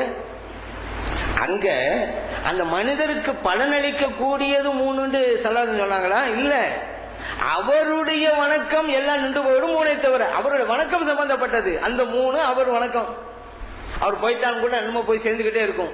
ஏன் இருக்கிற நிலைத்து இருக்கிற தர்மம் செஞ்சு போயிருக்கிற கிணறு தோன்றாரு வச்சுக்கிறோங்க, அவர் மோத்தா போயிருவாரு. அந்த கிணத்துல யாரெல்லாம் தண்ணி எடுக்கிறாங்களோ நம்ம போய் செஞ்சுக்கிட்டே இருக்கும். ஒரு கித்தாப் வாங்கி கொடுத்தாரு மார்சாவுக்கு, அல்லது கல்வியை கட்டு கொடுத்தாரு, இவர் மோத்தா போயிருப்பாரு. அந்த கித்தாப்பை யாரெல்லாம் ஓதுறாங்களோ அவர் நம்ம போய் சேர்ந்துகிட்டே இருக்கும். இவர் கல்வியை கற்றுக் கொடுத்தாரு, அவர் 4 பேருக்கு கற்றுக் கொடுத்தாரு, அவர் 400 பேருக்கு. அந்த நன்மையெல்லாம் அந்த ஆசிரியருக்கு போய் சேர்ந்துகிட்டே இருக்கும். அதே போலதான் குழந்தை, அவருடைய வணக்கம் எல்லாம் முடிந்தும் விடும் இந்த 3 தவிர என்று சொன்னாங்களே தவிர, இப்ப நம்ம நல்ல காரியம் செஞ்சு அவங்க சேர்த்து வைக்கிறதுக்கும் இந்த ஹதீஸுக்கு எந்த சம்பந்தம் இல்லைங்க. அவருடைய வணக்கம் என்ன இருக்கு இந்த உலகத்தில்? அதுதான். மற்றவருடைய வணக்கம் அவருக்கு பயன் அளிக்காது என்று இந்த ஹதீஸில் எங்க இருக்குது? இவர்கள் இல்லாததை இருப்பதாக சொல்லி காட்டக்கூடியவர்கள் தான். எப்பவுமே குர்ஆன் வசனத்தை சொல்லிடுறது, நான் ஆயத்தை சொல்லிடுறது, நம்பரை சொல்லிடுறது, ஆனா அதுல என்ன சொல்லப்பட்டிருக்குமோ அதை சொல்றது இல்லை. ஹதீஸே அப்படித்தான். புகாரி இன்னும் நம்பர் அப்படிமா நம்ம போய் பார்த்தா இவங்க சொன்ன கருத்து இருக்காது. ஆனா அந்த அப்பாவி இளைஞர்கள் இருக்கிறாங்கல்ல, பாவம் மார்க்கத்தை புரியாத அப்பாவி இளைஞர்கள், அந்த வஹாபி கொள்கையில் இருக்கிற அத்தனை இளைஞர்களும் அப்பாவிகள். மார்க்க விஷயத்துல சந்தேகமே கிடையாது. அங்க தமிழ்நாடுல தஞ்சாவூர் தலையாட்டி பொம்மைகள்னு சொல்லுவாங்க, யார் என்ன சொன்னாலும் தலையை ஆட்டிக்கிட்டே இருக்கிறது. அந்த மாதிரிதான் இவங்க யோசிக்க. நான் கேட்கிறேன் அந்த அப்பாவி இளைஞரை பார்த்து, அல்லாஹ் உங்களுக்கு ஏன் கொஞ்சம் அறிவை தரல, தந்திருக்கான்ல, ஏன் சிந்திக்க மாட்டேங்கிறீங்க? நீங்க நம்பி இருக்கிற சில ஆளுங்கள் சொன்ன உடனே கேட்டுக்கிறதா? இவங்க சொல்றது சரியா இல்லையா அதை யோசிக்க வேணாமா? அவங்க சொல்றதையும் கேளுங்க, நாங்க சொல்றதையும் கேளுங்க, எது சத்தியம் புரிந்து கொள்ளுங்க. ஒரு தரப்பிலே கேட்டு போகாதீங்க, நாங்க சொல்ல நீங்க கேட்கணும். கேட்டாதான் எது உண்மைன்னு உங்களுக்கு புரியும். அப்ப மத்தவங்க சொல்றத அப்படியே கேட்டுக்கிட்டே போறது, இதுதான் இவர்களுடைய வழக்கமாக இருந்து கொண்டிருக்கிறது என்பதை நாம் கவனத்தில் கொள்ளணுங்க. அதனால இவங்க சொல்றாங்களா கூடாதுன்னு, உடனே அவங்களும் ஆமா ஆமா கூடாதுன்னு நினைக்கிறாங்க. அப்படி இல்லை. அதே போல இது நிறுத்துறதுக்கு என்னமெல்லாம் வழிமுறை பாருங்க. என்ன நீங்க ஓதுறீங்க? ஷாபி இமாமே சொல்லிவிட்டாங்களே, குர்ஆனை ஓதுனா அந்த நன்மை போய் சேராதுண்டு. உங்க மதபடி இமாம் தானங்க, அப்படியே நீங்க ஓதுறீங்க. மற்ற விஷயங்களுக்கெல்லாம் யார் சொன்னார் என்ன, எந்த இமாம் சொன்னா தான் என்ன, அப்படி தத்துவம் பேசுறது. இந்த விஷயத்துக்கு குர்ஆன் ஹதீஸ் ஒண்ணும் செய்ய முடியலையா, இங்க வந்துடுறது. உங்க இமாமே சொல்லிட்டாங்க, ஷாஃபி இமாமு, அப்படியே ஓதுறீங்க அப்படின்னு. சேராது என்று அவர்கள் சொன்னது, நாம் எந்த வணக்கத்தை செய்யறோமோ அது அப்படியே போய் சேர்ந்து விடாது. இவருக்கு ஒண்ணும் இல்லாம அப்படி போய் சேர்ந்துடாது. நம்ம ஓதுறோம், இது நமக்கு உடைமை. அல்லாஹ் சொன்னால நீ செய்தது உனக்குண்டான்ல, இது நம்ம செஞ்ச குர்ஆன் ஓதணும், நமக்குரியது, நன்மை கிடைச்சு போச்சு. இப்ப அந்த நன்மையை ஒருவருக்கு கொடுக்க நினைக்கிறேன், நான் கொடுக்கலாம். நான் ஓத நன்மை எனக்கும் உண்டு, அது போன்று அவருக்கும் கொடுக்கப்படுகிறது, இது உண்டு. நீங்க ஓதுனா உங்களுக்கு ஒண்ணும் இல்லாம அப்படியே போய் சேராது என்று ஷாஃபி இமாம் சொல்றாங்க. அதனாலதான் நம்முடைய முன்னோர்கள்லாம் துஆ ஓதும் போது கூட அல்லாஹும்ம அவுசில் மிஸ்ல ஸவாபி மா கரானாம்பாங்க. ஏன் மிஸ்ங்கிற வார்த்தை கொண்டு வருவாங்க. ஏன் அப்படி செய்யறான்டா, ஓதுனது எனக்கு தான், இது போன்ற நன்மை அவங்களுக்கு யாழ்தான் சேர்த்து வை, அதான் மிஸ்ங்கிற வார்த்தை. அறவே சேராது என்பதல்ல. ஒரு சில வணக்கங்கள் இப்ப அப்படியே போய் சேரும். உதாரணத்துக்கு நான் ஒரு பதிலி ஹஜ்ஜி செய்யறேன்னு வச்சுக்கிறேங்க. பதிலி ஹஜ்ஜி செஞ்சுட்டா நான் பதிலி ஹஜ்ஜி செய்ய செய்ய யாருக்கா போய் செய்யறோம் நன்மை அவருக்கு தான் போய் கிடைக்கும், எனக்கு கிடைக்காது. அதனால இல்ல, நான் எனக்கும் ஹஜ்ஜி செய்ய நன்மையே கிடையாது, நான் அவருக்காக போய் செஞ்சுட்டு இருக்கேன். ஒரு ஆளு ஜக்காத்து கொடுக்கல, மோத்தா போயிட்டாரு, செல்வத்தை எல்லாம் வச்சுட்டு, அந்த செல்வத்தை எடுத்து ஜக்காத்து கொடுக்கணும்ல, ஜக்காத்து கொடுக்கறேன். அப்படி அது எனக்கு அல்ல, அவருக்கு தான். இப்படி ஒரு சில வணக்கங்கள் அது சம்பந்தப்பட்டவருக்கு தான். குர்ஆன் ஓதுறது உனக்குத்தான், அது நீ விரும்பினா மற்றவருக்கு கொடுக்கலாம், உனக்கு இல்லாமல் அப்படியே போய் சேராது என்ற கருத்தில் தான் ஷாஃபி இமாம் சொன்னாங்க. அது எப்படிங்க நீங்க சொல்லலாம்? இந்த கருத்தில் தான். அது எப்படி நீ முடிவுக்கு வந்தீங்க? கேள்வி வரும்ல. நம்ம சொல்றோம் இந்த கருத்தில் தான் சொன்னாங்க அப்படின்னு, அது எப்படி நீங்க சொல்லலாம்? ஒரு கேள்வி வரும். அதுக்கு என்ன ஆதாரம் தெரியுமில்ல? ஷாஃபி இமாம் சொல்றாங்க, ரியாது சாலிஹின்ல இடம் பெற்றிருக்கு. இமாம் நபவி ரஹ்மத்துல்லாஹி அலைஹி இந்த கருத்தை கொண்டு வர்றாங்க. யுஸ்தஹப்பு அன் யுக்ரஅ இன்தல் கப்ரி ஷையும் மினல் குர்ஆன். இமாம் ஷாஃபி ரஹ்மத்துல்லாஹி சொல்றாங்க, கபருக்கு பக்கத்துல குர்ஆனில் ஒரு சில பகுதியை ஓதுவது முஸ்தஹப், விரும்பத்தக்கது. வயின் ஹத்தமுல் குர்ஆன குல்லஹு கான ஹஸனன். ஆனா அங்க உட்கார்ந்து குர்ஆன் முழுவதையும் ஓதினால் மிகையேற்றமானது ஷாஃபி ரஹ்மத்துல்லாஹி அலைஹி சொல்லி காட்டுறாங்க. குர்ஆன் ஓதனா நன்மை போய் அறவே சேராது, பயன் அளிக்காதுண்டா ஷாஃபிமா இதே சொன்னாங்க, கபருக்கு போய் ஓதுங்க, முழுமையா ஓதுங்க முடிஞ்சா, இல்லையா கொஞ்சமாவது ஓதுங்க என்று எப்படி சொன்னாங்க? இப்ப நம்ம புரிஞ்சுக்கிறோம். அப்ப அவங்க சொன்னது ஐன் அல்ல, அப்படியே அல்ல, ஓதுனவருக்கு உண்டு, அது போன்று வேண்டாம் சேரலாம் என்ற கருத்தில் தான் அவங்க சொன்னாங்க. அஹ்மது பின் ஹம்பல் ரஹ்மத்துல்லாஹி அலைஹி சொல்றாங்களே, இதா தஹல்துமுல் மகாபிர், கபிரிஸ்தானுக்கு நீங்க போனீங்களாக்கா, ஃபக்ரவு ஓதுங்க, பிஃபாத்திஹத்தில் கிதாப் அல்முஸ்ரா ஓதுங்க, வல் முஅவ்விதத்தைன் குலௌ பிரப்பில் ஃபலக் குலௌ பிரப்பின் நாஸ் ஓதுங்க, வகுல் ஹுவல்லாஹு அஹத் அதையும் ஓதுங்க, வஜஅலு ஸவாபஹா லி அஹ்லில் மகாபிர், இந்த ஸவாப கபரிலே இருக்கக்கூடியவங்களுக்கு சேர்த்து வைங்க, ஃபஇன்னஹு யஸிலு இலைஹிம், அந்த நன்மை அவர்களை போய் சேரும். அஹ்மது பின் ஹம்பல் ரஹ்மத்துல்லாஹி அலைஹி சொல்றாங்க. அதனால இமாம்கள் எல்லோரும் சொல்லி இருக்கிறார்கள், ஷாஃபி இமாம் சேராதுங்கிறது அந்த நான் ஏற்கனவே சொன்ன கருத்துல தான், அறவே நன்மை கிடைக்காது அப்படிங்கிற கருத்தில் அல்ல அப்படிங்கிறதை நாம் கவனத்திலே கொள்ள வேண்டும். அதனால இப்ப இன்னொரு கேள்வி இருக்குங்க, யாருக்கு? வஹாபியரை பார்த்து. இவங்க என்ன சொல்றாங்க? ஃபாத்திஹா ஓதுறது, குர்ஆன் இறந்து போன ஓதுறது பிதஅத்துங்கறாங்கல்ல, இப்னு தய்மியாவும் எடுத்துக்கொள்ளலாம். ஏன்னா வஹாபிகளுக்கு இந்த ஒரு நச்சு கருத்தை பல்வேறு விஷயங்களை வித்துட்டது அவர் தானே. அந்த இப்னு தய்மியா என்ன சொல்றாரு, மஜ்முஉல் ஃபதாவாவுல என்ன சொல்றாரு, நீங்க நோன்பு வச்சு அதே போல தொழுது குர்ஆனை ஓதி அந்த நன்மையும் நீங்கள் சேர்த்து வைக்கலாம் அப்படி என்று சொல்றாரு இப்னு தய்மியா மஜ்முஉல் ஃபதாவுல. இப்போ இந்த இப்னு தய்மியாவுடைய கூற்றை பார்த்தால் அவரும் பிதஅத் ஆயிட்டாங்க. அவரை பிதஅத்வாதி அப்படின்னு சொன்னா சும்மா அவர் சொன்னாதான் என்ன, நாங்க ஏற்றுக்கொள்ள மாட்டோம் என்று தத்துவம் பேசக்கூடியவர்கள் எல்லாம் இருக்கிறார்கள். யார் என்ன சொன்னாலும் சரிதான், அது இப்னு தய்மியாவே சொன்னாலும் சரிதான், ஏற்றுக்கொள்ள மாட்டோம் என்று தத்துவம் பேசுவார்கள். இப்ப அது அப்படி சொல்லிட்டு போனா நம்ம விடக்கூடாது, நழுவ விடக்கூடாது, பிடிக்கணும். அவர் சொன்னாதான் என்னங்க, நான் கேட்க மாட்டாங்க அப்படி போகும்பொழுது அப்படி மட்டும் சொல்லிட்டு போக கூடாது. நீங்க என்ன சொல்லி இருக்கிறீங்க, குல்லு பிதஅத்தின் லலாலாண்டீங்கல்ல, எல்லா பிதஅத்தும் வழிகாட்டுனீங்கல்ல, இவ குர்ஆன் ஓதி மையத்துக்கு சேர்த்து வைக்கலாங்கிறாரு. அப்ப பிதஅத்தை ஆதரிக்கிறாரு. அப்ப பிதஅத்து எல்லாம் வழிகாட்டுன்னு சொன்னா இப்னு தய்மியா வழிகேடர் சொல்லிட்டு போங்க. அவர் சொன்னாலும் கேட்க மாட்டோம், அது பத்தாது, அவர் வழிகேடர் அப்படி சொல்லிவிட்டு போகணும். வக்குள்ளு லலாலத்தின் பின்னார் அப்படிங்கிறீங்கல்ல, எல்லா வழிகேடும் நரகத்திற்கு அழைத்து செல்லும். இப்ப இப்னு தய்மியா இப்படி கருத்தை கொண்டதுனால எல்லா வழிகேடும் நரகத்துக்கு செல்லும் சொன்னா இப்னு தய்மியா நரகத்திற்கு செல்வார் சொல்லிவிட்டு பாங்க. அவர் சொன்னாதான் என்ன, நாங்க கேட்க மாட்டோம், அதெல்லாம் பத்தாது, அவர் வழிகேடர், அவர் நரகத்திற்கு தான் செல்வார் என்று சொல்லிவிட்டு போகணும், விடக்கூடாது. ஏன்னா அவங்க எப்பவுமே இது எதுக்காவது வழி கொடுக்க வழின்னு சொன்னா அப்படி நழுவுவாங்க, அங்க இருந்தா நம்ம பிடிக்கணும். அதனால் குர்ஆனை ஓதி இறந்து போனவர்களுக்கு அதன் நன்மையை சேர்த்து வைக்கலாம் அப்படிங்கிறத நாம் அறிந்து கொள்கிறோம். இப்ப நபிகள் நாம் ஸல்லல்லாஹு அலைஹி வஸல்லம் சொன்னாங்கல்ல, நீங்க இறந்து போனவங்களுக்கு குர்ஆனை யாசீனை ஓதுங்கன்ட்டு, இதுக்கு சிறப்பு விளக்கம் கொடுப்பாங்க. இது இறந்து போனவங்க அல்லங்க, இறக்கும் தருவாயில் இருக்கிறாங்கல்ல சக்கராத் ஹாலு, அவங்களுக்கு சொல்லப்பட்டது அப்படின்னு சொல்லுவாங்க. அவங்களுக்கும் ஓதலாம். ஏன்னா மௌத்தாண்டா ரெண்டு அர்த்தமும் இருக்குது, இறந்து போனவருக்கும் மையத்துன்னு சொல்லலாம், இறந்து போகும் தருணத்தில் இருக்கக்கூடியவருக்கும் மையத்துன்னு சொல்லலாம், ரெண்டு அர்த்தம் இருக்கு. ஆனா அசல் அர்த்தம் என்ன தெரியுமா, யதார்த்தமான அர்த்தம் என்ன தெரியுமா, இறந்து போனவர் அப்படிங்கிறது தான். மரண தருவாயில் இருப்பவர் அப்படிங்கிற அர்த்தம் அது இடை அர்த்தம், இடையில மஜாசியும் முன்னால இறந்து போனவர்ங்கிறது ஹக்கீகி, அதுதான் யதார்த்தமான அர்த்தம். மரண தருவாயில் இருப்பவர் அது இடையிலே அர்த்தம், அது காரணத்துக்காக அந்த அர்த்தம் வைப்போம், இது மஜாசிமாங்க. அதனால் இந்த ஒரு அர்த்தம் இருந்தாலும் கூட யதார்த்தமான அர்த்தம் இறந்து போனவர்கள் தான் அப்படின்னு. இப்ப கேட்பாங்க, என்ன ஃபாத்தியா ஒரு 7 அன்னைக்கு ஓதுறீங்க, 3ஆம் அன்னைக்கு ஓதுறீங்க, 40வது நாள் ஓதுறீங்க, 7க்கு என்ன ஆதாரம், 3க்கு என்ன ஆதாரம்? அதெல்லாம் ஒரு காலத்துல கேட்டாங்க, இப்ப கேட்கறதுன்னு இல்ல தெரியுமா உங்களுக்கு. அது காரணம் இருக்குது. ஏன்னா நம்ம என்ன சொல்றோம், 3க்கு என்ன ஆதாரம் நாங்கல்ல, நீ 4ல ஓது அப்படின்ட்டோம். நம்ம 7க்கு என்ன ஆதாரம், 8ல ஓதுப்பா நீ அப்படின்ட்டோம்.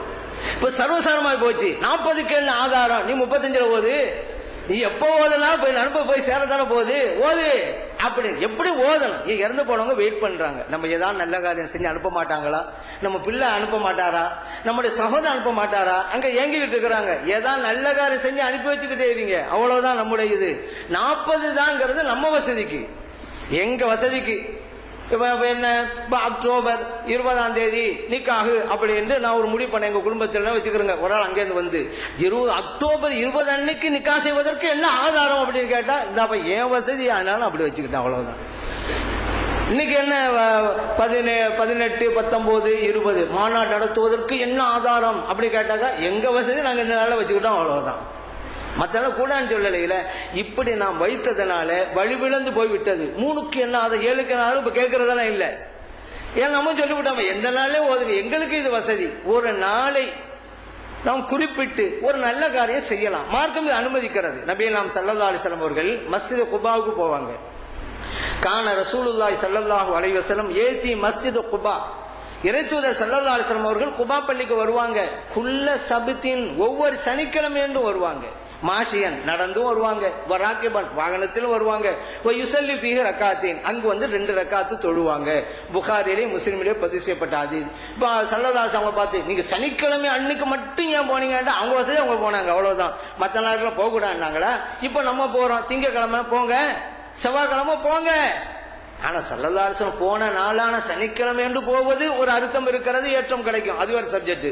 மற்ற போகலாமா போகலாம். ஆனா ஸல்லல்லாஹு அலைஹி வஸல்லம் அவர்கள் தன்னுடைய வசதிக்கு ஒரு நாளை குறிப்பிடுகிறார்கள், அவ்வளவுதான். அதே போல நபிகள் ஸல்லல்லாஹு அலைஹி வஸல்லம் அவர்கள் பயணம் செஞ்சா வியாழக்கிழமை என்று தான் தேர்ந்தெடுப்பார்கள். இது காபி ரலியல்லாஹு அன்ஹு அறிவிக்கிறாங்க. எந்த நாளும் போகலாம் தானே பயணத்துக்கு. ஆனா ஸல்லல்லாஹு அலைஹி வஸல்லம் அவர்கள் இதை விரும்புவார்கள். புகாரிலே பதிவு செய்யப்பட்டிருக்கு. இப்ப அதனால புதன்கிழமை கூடாது அர்த்தமா இல்ல. இப்படி ஒரு காரியத்தை செய்வதற்கு ஒரு நாளை குறிப்பிடலாம், தயின் பண்ணலாம், அதை தேர்ந்தெடுக்கலாம் என்பதை மார்க்கம் சொல்லி காட்டுகிறது. அதன் அடிப்படையிலே தான் இப்ப நம்ம செஞ்சுக்கிட்டு இருக்கிறோங்க. இன்னொரு கேள்வி, ஏன்னா ஏதாவது ஒரு கேள்வி கேட்டு எப்படியாவது குர்ஆன் ஓத நிப்பாட்டணுங்கிறதுக்கு தான். ஆனா அது அந்த பருப்பு நம்ம சட்டியில வேகாது. சுன்னத் ஜமாத் சட்டியில வஹாபிச பருப்பு வேகாது. ஆனா நம்ம இது கரெக்டா நடந்துகிட்டே தான் இருக்கு. என்னென்னமோ பண்ணி பார்த்தாங்க. இதுக்கு என்ன தெரியுமா, சரி இறந்து போனவங்களுக்கு குர்ஆன் ஓதுறீங்களே, யாசின் ஓதுறீங்களே, நபிகள் நாயகம் ஸல்லல்லாஹு அலைஹி வஸல்லம் அவருடைய காலத்துல அவங்க குடும்பத்தினர் எத்தனை பேரு வஃபாத்தானாங்க? அவங்க யாருக்காவது யாசின் ஓதுனாங்களா? நபிகள் நாயகம் ஸல்லல்லாஹு அலைஹி வஸல்லம் எத்தனை பேர் இறந்து போனாங்க? அவங்கள யாருக்காவது குர்ஆன் ஓதுனாங்களா? நபிகள் நாயகம் ஸல்லல்லாஹு அலைஹி வஸல்லம். இது ரொம்ப முக்கியம்னு தெரிஞ்சிருந்தா நபிகள் நாயகம் ஸல்லல்லாஹு அலைஹி வஸல்லம் செய்யாம விட்டுருப்பாங்களா? அட்டியாப்பா இப்பதான் ஒரு மஹப்பத்தே வரும். இது ரொம்ப முக்கியம் சொன்னா ஸல்லல்லாஹு அலைஹி வஸல்லம் செஞ்சிருக்கணுமாங்க. அவங்க செய்யலையே. செய்யாத உடனே நீங்க செய்றீங்க. இப்படி சொன்ன உடனே நான் ஏற்கனவே சொன்ன அப்பாவி இளைஞர்கள், வஹாபி இளைஞர்கள் ஆமா ஆமாங்கிறது, அவங்க கொஞ்சம் யோசிச்சா அந்த வஹாபி ஆலிம்சாக்களை பார்த்து திருப்பி ஒரு கேள்வி வச்சிருக்கலாம். சரிங்க, குர்ஆனை ஓதினார்களா ஸல்லல்லாஹு அலைஹி வஸல்லம் அப்படின்னு கேட்டீங்களே, நீங்க சொல்றீங்க இறந்து போனவங்களுக்கு தர்மம் செய்யலாண்டு. நபிகள் நாயகம் ஸல்லல்லாஹு அலைஹி வஸல்லம் அவருடைய காலத்துல எத்தனை சொந்தக்காரவங்க இறந்து போயிருக்கிறாங்க, அவங்களுக்கு தர்மம் செஞ்சு நன்மை சேர்த்து வச்சாங்களா? உன் ஆதாரத்தை தாங்களேன்னு அந்த இளைஞர் கேட்டிருக்கணும். இறந்து போனவங்களுக்கு நோன்பு வச்சு நன்மை சேர்த்து வைக்கலாம் அப்படின்னு நீங்க சொல்றீங்க. இந்த இளைஞர் அவங்களை பார்த்து கேட்டுக்கணும். இது சரிங்களே, நபிகள் நாயகம் ஸல்லல்லாஹு அலைஹி வஸல்லம் அவருடைய காலத்துல அவங்களுடைய குடும்பத்தினர் எத்தனை பேர் வஃபாத்தானாங்க, அவங்கள யாராவது ஒருவருக்கு நோன்பு வைத்து அந்த நன்மையை நபிகள் நாயகம் ஸல்லல்லாஹு அலைஹி வஸல்லம் சேர்த்து வச்சாங்களா என்று இவங்க கேட்டிருக்கணும். ஆனா கேட்கல. அதனால ஏற்கனவே சொன்ன கொஞ்சம் யோசித்தால் போதும். இவர்கள் யோசிக்க விட மாட்டேன்னு தான் அதை கங்கணம் கட்டிட்டு இருக்கிறாங்க இந்த ஆன்சாக்கள் எல்லாம். யோசித்தா போங்க. ஹஜ்ஜி அப்படியே வச்சுக்கிறோமே, இறந்து போனவங்களை ஹஜ் செய்யலாமான்னு வஹாபி கேளுங்க. அதெல்லாம் செய்யலாம். சரி, நபிகள் நாயகம் ஸல்லல்லாஹு அலைஹி வஸல்லம் அவருடைய காலத்துல எத்தனை பேர் வஃபாத்தானாங்க, அவங்கள யாராவது ஒருவருக்கு நபிகள் நாயகம் ஸல்லல்லாஹு அலைஹி வஸல்லம் ஹஜ் செஞ்சாங்களா? அது ஆதாரம் காட்டுங்க. நபிகள் நாயகம் ஸல்லல்லாஹு அலைஹி வஸல்லம் செஞ்சாதான் செய்வோம் என்று இதுல வீராப்பு பேசுனீங்க. குர்ஆனுக்கு மட்டும் இந்த வீராப்பை கொண்டு வந்துட்டீங்க. ஆனா தர்மம் நபிகள் நாயகம் ஸல்லல்லாஹு அலைஹி வஸல்லம் அவர்கள் செய்யவில்லை, இறந்து போன யாருக்கும். நோன்பு நபிகள் நாயகம் ஸல்லல்லாஹு அலைஹி வஸல்லம் அவர்கள் இறந்து போன யாருக்கும் வைக்கவில்லை. ஹஜ் இறந்து போன யாருக்கும் நபிகள் நாயகம் ஸல்லல்லாஹு அலைஹி வஸல்லம் நிறைவேற்றவில்லை. ஆனாலும் கூட செய்யலாம் என்கிறார்கள். குர்ஆனுக்கு மட்டும் நபிகள் நாயகம் ஸல்லல்லாஹு அலைஹி வஸல்லம் ஓதுனாங்களா? முக்கியம் தான் ஓதிருப்பாங்கல்ல. இப்படித்தாங்க இந்த மூளையை மழுக்கெடுக்கிறார்கள். இன்னொன்னு, ஹதீஸை பின்பற்றவும் முடிக்கொண்டோம்னு வச்சுக்கிறோங்க. இன்னும் கேட்கணும், யாரு? இந்த அப்பாவி வஹாபி இளைஞர்கள், இந்த வஹாபி ஆலிம்சாக்களை பார்த்து கேட்க வேண்டிய கேள்வி இதெல்லாம். சரிங்க, ஹதீஸை பின்பற்றவும் முடிக்கொண்டோம்ல. ஹதீஸ்னா என்ன? கவுலு நபி ஸல்லல்லாஹு அலைஹி வஸல்லம், ஃபிஅலு நபி ஸல்லல்லாஹு அலைஹி வஸல்லம், தக்ரீர் நபி ஸல்லல்லாஹு அலைஹி வஸல்லம். நபிகள் நாயகம் ஸல்லல்லாஹு அலைஹி வஸல்லம் அவர்கள் சொன்னது, செய்தது, அங்கீகாரம் வழங்கியது, இதுதான் ஹதீஸ். ஹதீஸை பின்பற்றணும் முடிவுக்கு வந்துட்டா அவங்க சொன்னாலும் பின்பற்றணும், செஞ்சாலும் பின்பற்றணும், அங்கீகாரம் வழங்கினாலும் பின்பற்றணும்ல. அப்பதான் ஒரு ஹதீஸை பின்பற்றாரு. செய்தார்களா அப்படின்னா செஞ்சாதான் பின்பற்றுவேன் அப்படின்னா என்ன அர்த்தம்? ஹதீஸில் ஒரு பாட்டை மட்டும் பின்பற்றுவேன் என்று ஒரு அடம் பிடிக்கிறாருன்னு அர்த்தம். செஞ்ச ஹதீஸை தான் நான் செய்வேன், சொன்னது செய்ய மாட்டேன்னு சொல்ல வர்றாரு. இல்ல, சொன்னதும் ஹதீஸ் தான். அப்படியா? நபிகள் நாயகம் ஸல்லல்லாஹு அலைஹி வஸல்லம் சொல்லிட்டாங்களே, இக்ராஉ யாசின் அலா மௌதாக்கும், உங்களுடைய மரணித்தோருக்கு யாசின் ஓதுங்கட்டாங்களே, சொன்ன ஹதீஸ் இருக்கு, அதை பின்பற்ற வேண்டியதானே. செய்தால் தான் செய்வோம்ல. இப்ப ஹதீஸ் ஒரு பாட்டை பின்பற்றுவோம்ங்கிறாங்களா? இல்ல இல்ல, அப்ப எல்லாத்தையும் பின்பற்றணும், சொன்னாலும் பின்பற்றணும், அதான் ஹதீஸை பின்பற்றுவது. அப்படியானால் நாம் தான் ஹதீஸை பின்பற்றிக் கொண்டிருக்கிறோம். ஹதீஸை நாங்கள் பின்பற்றுகிறோம் சொன்னவர்கள் ஹதீஸை பின்பற்ற இல்லை, எல்லா ஹதீஸும் ஏற்றில வைத்திருக்கிறார், நடைமுறைக்கு வரல. ஒரு ஆள் கள்ளு குடிச்சான். அவன் யாருன்னு சொன்னா, நான் மதுவை ஒழிக்க போகிறேன் சொல்லிக்கிட்டு குடிச்சுக்கிட்டே இருக்கிறான். என்னன்னா மதுவை ஒழிக்க போறேன் குடிச்சுக்கிட்டே இருக்கிற. அவன் நம்மளை பார்த்து கேட்கிறான், மது ஒழிய வேண்டும், மது ஒழிய வேண்டும். சும்மா சொன்னா மது ஒழிஞ்சிருமா? இருக்கிற மதுவையெல்லாம் இல்லாமல் ஆக்கிறதுக்கு தான் குடிச்சுக்கிட்டே இருக்கிறேன், குடிச்சே இல்லாம ஆக போறேன்னா. ஹதீஸை பின்பற்றுகிறோம், ஹதீஸை பின்பற்றுவோம் சொல்லி கடைசியில அவன் செஞ்சாதான் செய்வோம். அப்ப என்ன? அப்ப ஒரு பாட்டை மட்டும் பின்பற்றுவோம், இது ஹதீஸை பின்பற்றுவது.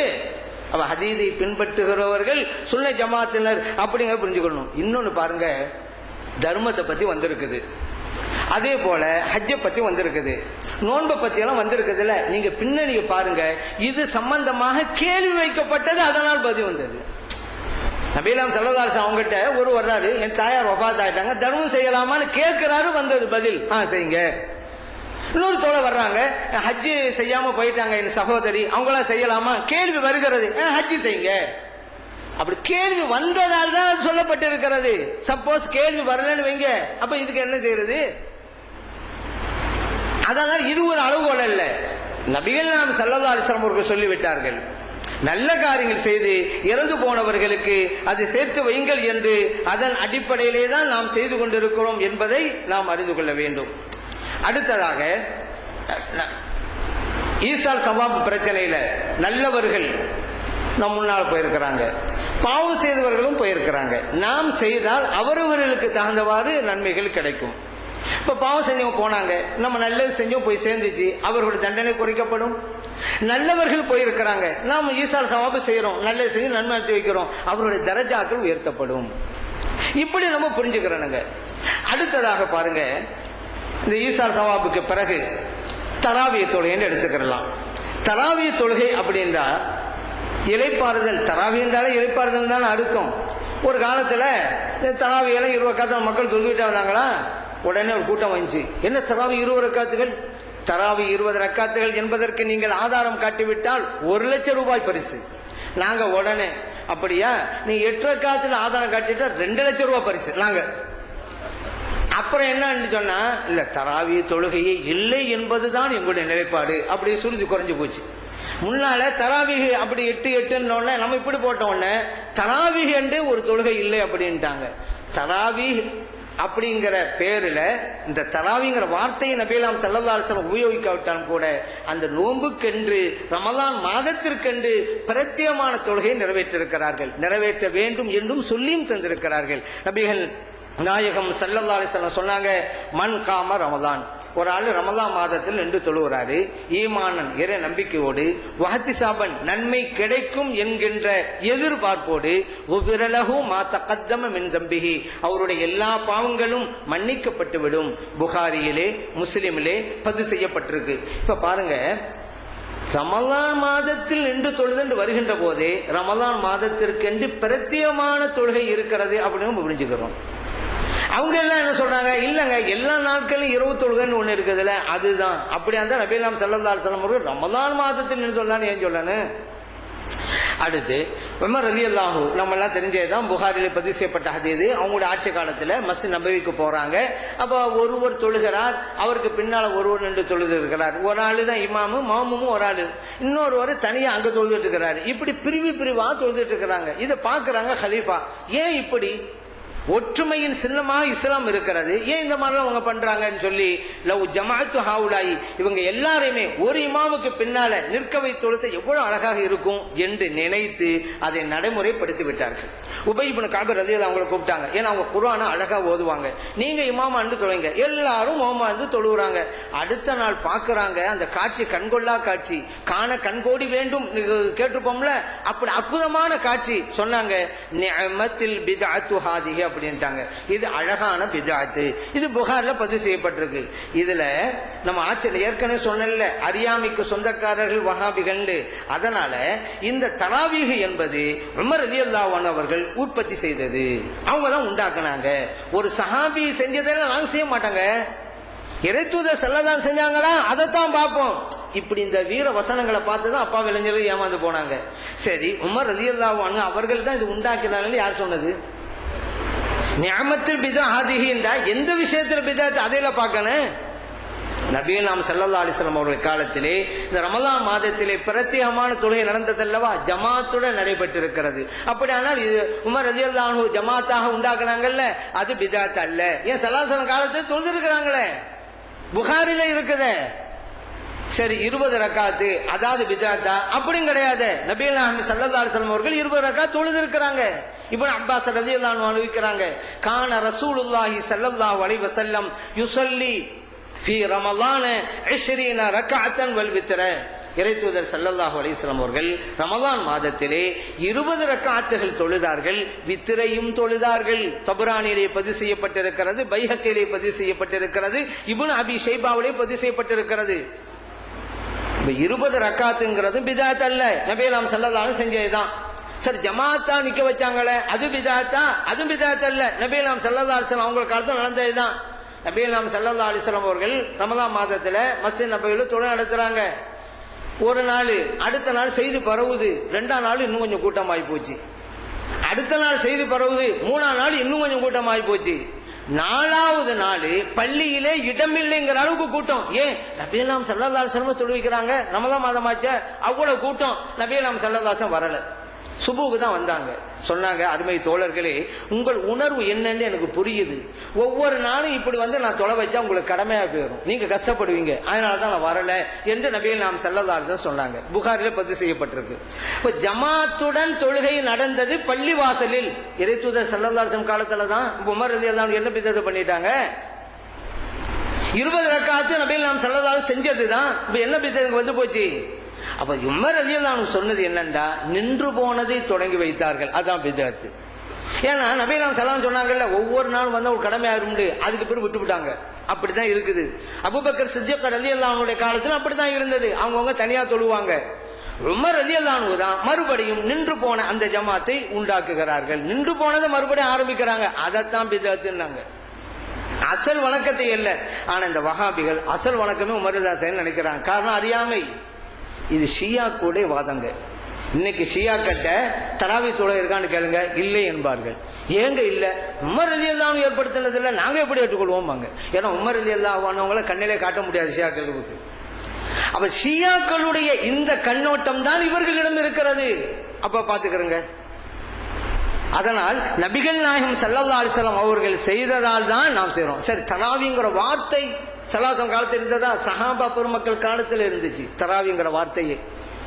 ஏன்னா இன்ன அலியன், அலி ரலியல்லாஹு அன்ஹு அவர்கள் அமர ரஜுலன், ஒரு காரிய கூப்பிட்டு, இமாம கூப்பிட்டு கட்டளையிடுறாங்க, யுஸல்லி பின்னாஸ், மக்களுக்கு தொழுகை நடத்துங்க. ஹம்ஸ தர்வீஹாத்தின், 5 தர்வீஹாக்கள் பைஹக்கில பதிவு செய்யப்பட்ட ஹதீஸ்.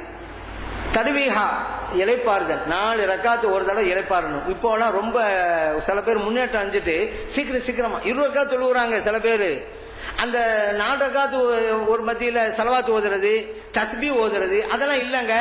சும்மா ஒன்னது எந்திரிச்சிடறாங்க, சும்மா ஒன்னது எந்திரிச்சிடறாங்க. நான் சொன்னேன், நீங்கள் 20 ரக்காத்துகள் தொழுதீர்கள், தராவீஹ் தொழவில்லை. தராவீஹ்னா இளைப்பாறணும், உட்காரணும். சும்மா உட்கார்ந்தாக்கா அடுத்தவங்களை பத்தி கழுவிக்கிட்டே இருப்பான்னு சொல்லிதான் நீங்க வந்து திக்ரு செய்யுங்க, ஸலவாத் ஓதுங்க, ஹலீஃபாக்களுடைய பேரை சொல்லுங்க. அங்கேயும் ஹலீஃபாக்களுடைய பேரை சொல்லணும். ஒரு ஆள் கேட்டாரு, ஹலீஃபாக்களுடைய பேரை சொல்றீங்க என்ன? அந்த இடத்தில் சொல்லாமல் வேற எங்க சொல்லுவது? குர்ஆன் ஓதிதான் தொழ வைக்கிறோம். இந்த குர்ஆனுக்கும் ஹலீஃபாக்களுக்கும் எவ்வளவு தொடர்பு இருக்கிறது? அந்த குர்ஆனை நமக்கு ஒன்று திரட்டி தந்தது யார்? அபூபக்கர் சித்திக் ரலியல்லாஹு அன்ஹு. குர்ஆன் ஓதப்படுகிற இடத்துல அவர்களை நினைவு கூறாமல் வேற யாரப்பா நினைவு கூறுவது? இந்த ஆலோசனை கொடுத்தது யார்? நீங்கள் வந்து ஜம்மு பண்ணணும், ஒன்று சேர்க்கணும். உமர் ரலியல்லாஹு அன்ஹு அவர்கள். குர்ஆன் ஓதப்படுகிற இடத்துல உமர் ரலியல்லாஹு அன்ஹு அவர்கள் நினைவு கூறாமல் வேறு யாரை நினைவு கூறுவது? இதை முறைப்படுத்தி காட்டினார்கள் உஸ்மான் ரலியல்லாஹு அன்ஹு அவர்கள். தர்த்தீப் பண்ணாங்கல்ல, அதே போல ஒரே கிராத்தா தான் ஓதனுங்கிற சூழ்நிலை உண்டாக்குனாங்கல்ல, அவர்களை நினைவு கூறுகிறோம். அந்த குர்ஆனுக்கு விளக்கம் அளித்தார்களே அலி ரலியல்லாஹு அன்ஹு அவர்கள், அவர்களை நினைவு கூறுகிறோம். அங்குதான் நினைவு கூற வேண்டும். அதனால இந்த தராவிங்கிற வார்த்தை சஹாபா பெருமக்கள் மத்தியில் இருந்ததுங்க. தராவின்னு சொன்னா 4 ரக்காத்து நடந்துட்டாக்கா கொஞ்ச நேரம் உட்கார்ந்து தஸ்பீஹ் ஓதிவிட்டு தான் எந்திரிக்கணும். உமர் ரலியல்லாஹு அன்ஹு காலத்தை எப்படி தெரியுமா? உமர் ரலியல்லாஹு அன்ஹு கான உமர் இப்னு ஹத்தாப் ரலியல்லாஹு அன்ஹு யுரப்பிஹுனா ஃபீ ரமலான். ரமலான் மாதத்தில் எங்களுக்கு தராவீஹ் தொழ வைச்சாங்க. எந்த அளவுக்கு தெரியுமா? கத்ரமா யذهبு الرجل من المسجد الى صلاه. அதாவது ஒரு ஆளு பள்ளியாசல இருந்து இந்த கடத்தருக்கு போயிட்டு வர்ற அளவுக்கு நேரம் இருக்குமா? 4 ரக்காத்து முடிஞ்ச உடனே அப்புறம் தான் இன்னொரு 4 ரக்காத்து, அப்புறம் தான் இன்னொரு 4 ரக்காத்து. அந்த அளவுக்கு இடைவெளி கொடுத்தார்கள். யுரப்பிஹுனா அப்படிங்கிற வார்த்தை, தர்வீஹா அப்படிங்கிற வார்த்தை உமர் ரலியல்லாஹு அன்ஹுடைய காலத்தில் இருந்ததுங்கிற புரிஞ்சுக்கிறோம். பைஹக்கில பதிவு செய்யப்பட்டிருக்கு. அதனால நான் என்ன சொல்றேன், நீங்க தராவீஹ்ங்கிற வார்த்தையை வேண்டாம், இது அது வார்த்தையில் என்ன பிரச்சனை இருக்கு? 20 ரக்காத் தொழுங்க, அதை தான் நான் சொல்றேன். ஏன் ரமலான் மாதத்துல நல்ல காரியங்கள் செய்து புண்ணியத்தை தேட வேண்டும், நீங்கள் அதை செய்யறதில்லை, செய்கின்ற மக்களையும் ஏன் தடுத்துக்கிட்டு இருக்கிறீங்க? தராவீஹா அந்த வார்த்தை விடுங்க, யாரு உங்களை சொல்ல சொல்றது? நீங்க செய்யல. நல்ல காரியங்கள் செய்யறது அப்படிங்கிறது எப்பவுமே இப்படித்தான். ஏன்னா இவங்க நம்ம ஏதாவது சொன்னாங்க, அவங்க ஏதாவது ஒரு விளக்கம், புது விளக்கம் ஏதாவது கொடுக்குற சம்பந்தம் இல்லாம கேள்வி. நாங்கள் கேள்வி கேட்டோம், ஆனா அது கேள்வியா இருக்கு. அது ஒரு விஷயம். ஆசிரியர் மாணவர்கிட்ட கேட்டாரு, அமெரிக்கா எங்க இருக்குது? அவன் தெரியலன்ட்டான். இது கூட தெரியாதா? பெஞ்சு மேல ஏறினா அப்படின்ட்டாரு. அவன் கேட்டான், பெஞ்சு மேல ஏறினா அமெரிக்கா தெரியுமா சார் அப்படின்னா. கேள்வியா இது? சில பேர் கேள்வியே கேட்க தெரியாது, சில பேர் பதில் சொல்றான். பதில் சொல்லிவிட்டோமே, அதுக்கு பதில் சொல்லிவிட்டோமே. விவாதத்துல எல்லாம் அப்படித்தான். பதில் சொன்னோம். என்ன பதில்? உடம்படிதான் பதில் சொன்னா மார்க்கே இல்லை. என்னடா பதிலாம் சொன்ன மார்க்கே இல்லை. ஆமா சார் அவனும் சொல்றான். என்ன பதில் கொடுத்த அப்படி கேட்டா, தாஜ்மஹாலை கட்டியது யாருன்னு கேட்டாங்க. நான் கொத்தனாருண்டேன். விவாகரத்து ஏண்டா ஏற்படுது அப்படி கேட்டா, திருமணம் செய்து கொள்வதால் தான் ஏற்படுகிறது. காந்தி எப்படா பிறந்தாரு? காந்தி பிறந்த நாளே அவர் பிறந்தார். அப்ப இப்படிதான் மார்க்கா கிடைக்கும். இந்த மாதிரி தான் வஹாபிகள் பதில் சொல்லிவிட்டோம். பதில்லாம் இப்படிதான் இருந்துச்சு, இந்த காலத்துல தான் இருந்துச்சு. கொக்கு ஏண்டா ஒரு காலம் தூக்கிட்டு நிக்குது, ரெண்டு காலையும் தூக்கினா கீழே விழுந்துரும்ல, என்னாலதான். இதையெல்லாம் நான் பதிலா சொல்லிட்டேங்கிறான். அதான் இப்ப நம்ம வருத்தம். இப்படி சொன்னது ஒரு அறியாமையா இருக்கலாம், அதுவே விஷயம். நான் பதில் சொல்லிட்டேன், ஏன் மார்க்கு தரலன்னு கேட்கறான். என்ன செய்யறது? இப்படித்தான் ஆகிவிட்டது நிலைமை. இவர்கள் தலாவிங்கிற வார்த்தை இப்ப பிரச்சனையே கிடையாது. இருவக்கா தொழுங்கிறோம். தொழக்கூடிய தொலைவைங்க, இதையே தடுக்கிறீங்க. அமல்கள் செய்வதே குறைவு, இதை போய் தடுத்துக்கிட்டு இருக்கலாமா? அடுத்து இன்னொரு கேள்வி என்ன அப்படின்னு கேட்டா, ஏன்னா கேள்வி வைக்கணும், நம்ம பதிலும் சொல்லணும், கேள்வி வைக்கணும். கேள்வி வச்சுதான் அவங்களுக்கு பிடிக்கணும். இப்ப தராவிங்கிற தொழுகை இல்லைங்கிறாங்கல்ல, அது பிதாத்து அப்படிங்கிறாங்கல்ல. புகாரி இமாம் அவருடைய பாட அமைப்புல கித்தாபு தராவிஹி, தராவியுடைய பாடம் என்று ஒரு பாடத்தை வகுக்கிறார்கள். தராவி தொழுகை பிதாத்துன்னு சொன்னா புகாரி இமாம் தராவி ஒப்புக்கொண்டாங்க. இப்ப அவங்களும் பிதாத்துவாதி தான். பிதாத்துவாதி அறிவிக்கிற ஹதீஸை ஏற்றுக்கொள்ளலாமா? கேள்வி இதுதான். அது பதில் சொல்லிட்டு போகணும். அவங்க சொன்னாத்தான் என்ன, நாங்கள் கேட்க மாட்டோம் அப்படி சொல்லிட்டு போக கூடாது, பிடிச்சுக்கணும். அது வேற. இப்ப புகாரி இமாம் பிதாத்துவாதியா இல்லையா? பிதாத்துவாதி தான். பிதாத்துவாதி அறிவிக்கிற ஹதீஸை ஏற்றுக்கொள்ளலாமா? அதுக்கு பதில் சொல்லி போட்டு போ. ஏற்றுக்கொள்ளலாம், எழுதி தந்துட்டு போன்னு கேட்கணும். ஏன்னா அந்த இடத்துக்கு போறதுக்காக வேண்டி எல்லாம் ஏற்றுக்கொள்ளலாம் அப்படின்னு போயிடுவாங்க. எழுதி தண்டு போ. பிதத்துவாதி அறிவித்தாலும் ஏற்றுக்கொள்ளுவலாம் ஹதீஸை, அப்படி எழுதி தண்டு போகணும்னு சொல்லணும். அதே போல பாருங்க, முஸ்லிம் இமாம் அவங்க மன்காம ஃபி ரமலான் ஹதீஸ் கொண்டு வர்றாங்கல்ல, கியாமுல் லைல் ஃபி ரமலான்ங்கறாங்க. ரமலான் மாதத்தில் இரவில் நின்று தொழுதல் அப்படின்னு போட்டுட்டு அவங்களே வஹுவத் தராவி, அதுதான் தராவி தொழுகைங்கறாங்க முஸ்லிம் இமாம். அப்ப இவங்க பிரகாரம் தராவிய தொழுகை பிதாத் அப்படின்னு சொன்னா முஸ்லிம் இமாமும் ஒரு பிதாத்துவாதியா இப்ப இருக்கிறாரு. இப்ப பிதாத்துவாதி அறிவிக்கிற ஹதீஸை எப்படி ஏற்றுக்கொள்றீங்க? ஏற்றுக்கொள்ளலாமா சொல்லுங்க. ஏற்றுக்கொள்ள கூடாது, இனிமே முஸ்லிம் தூக்க கூடாது. இல்ல ஏற்றுக்கொள்ளலாம், எழுதி கையெழுத்து போட்டுதாங்க. பிதாத்துவாதி ஹதீஸ் அறிவித்தாலும் ஏற்றுக்கொள்ளலாம், கையெழுத்து போட்டுதாங்க.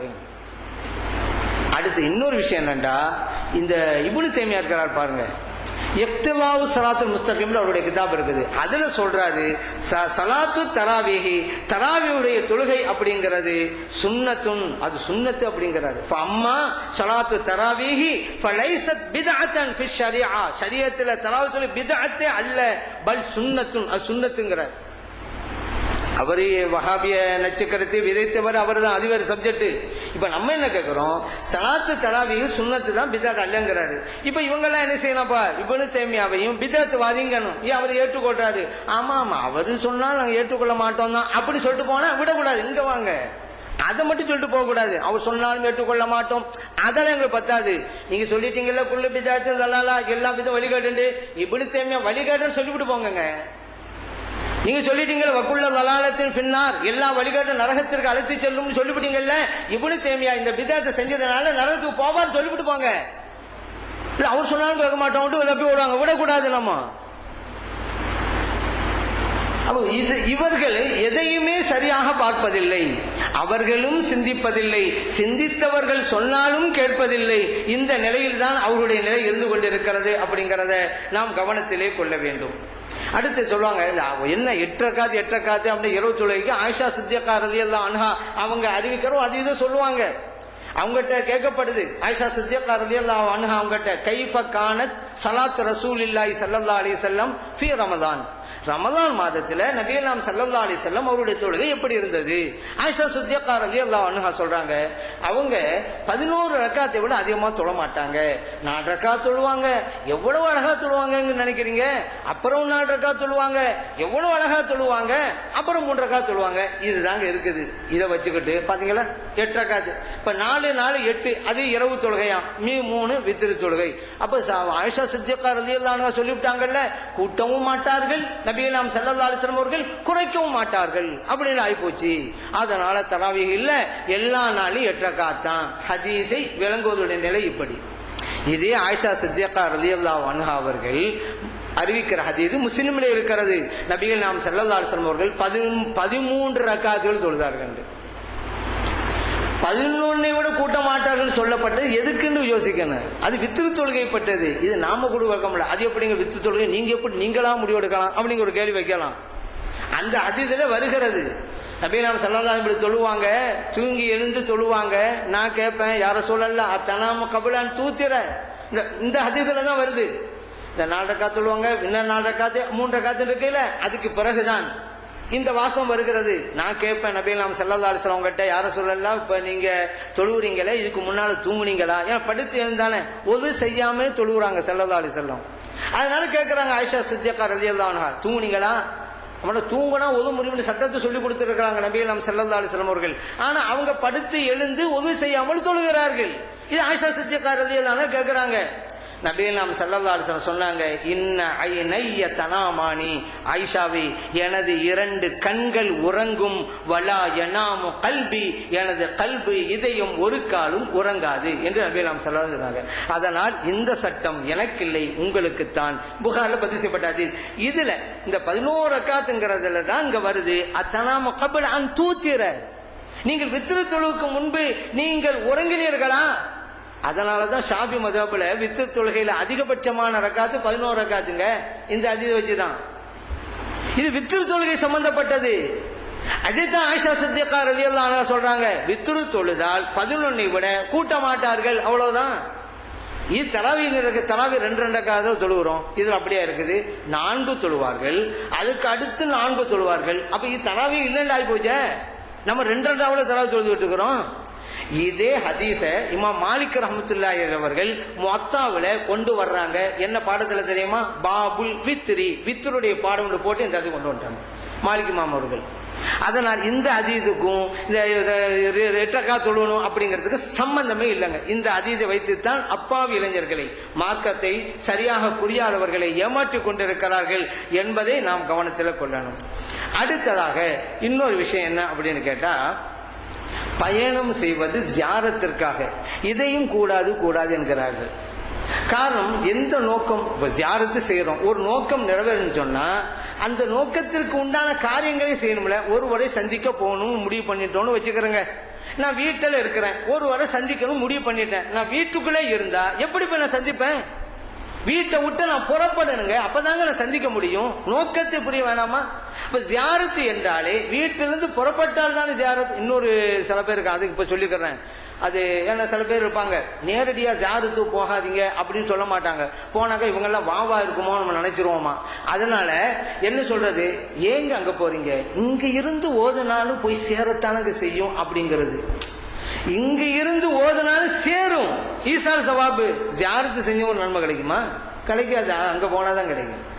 இப்ப நான் ஒரு ஆள் சந்திக்க நினைத்து விட்டால் வீட்டிலிருந்து புறப்பட வேண்டும். ஜியாரத்து அப்படித்தானே, பயணம் செய்யாமல் எப்படி ஜியாரத்து? வீட்டை விட்டு புறப்படாம என்ன ஜியாரத்து?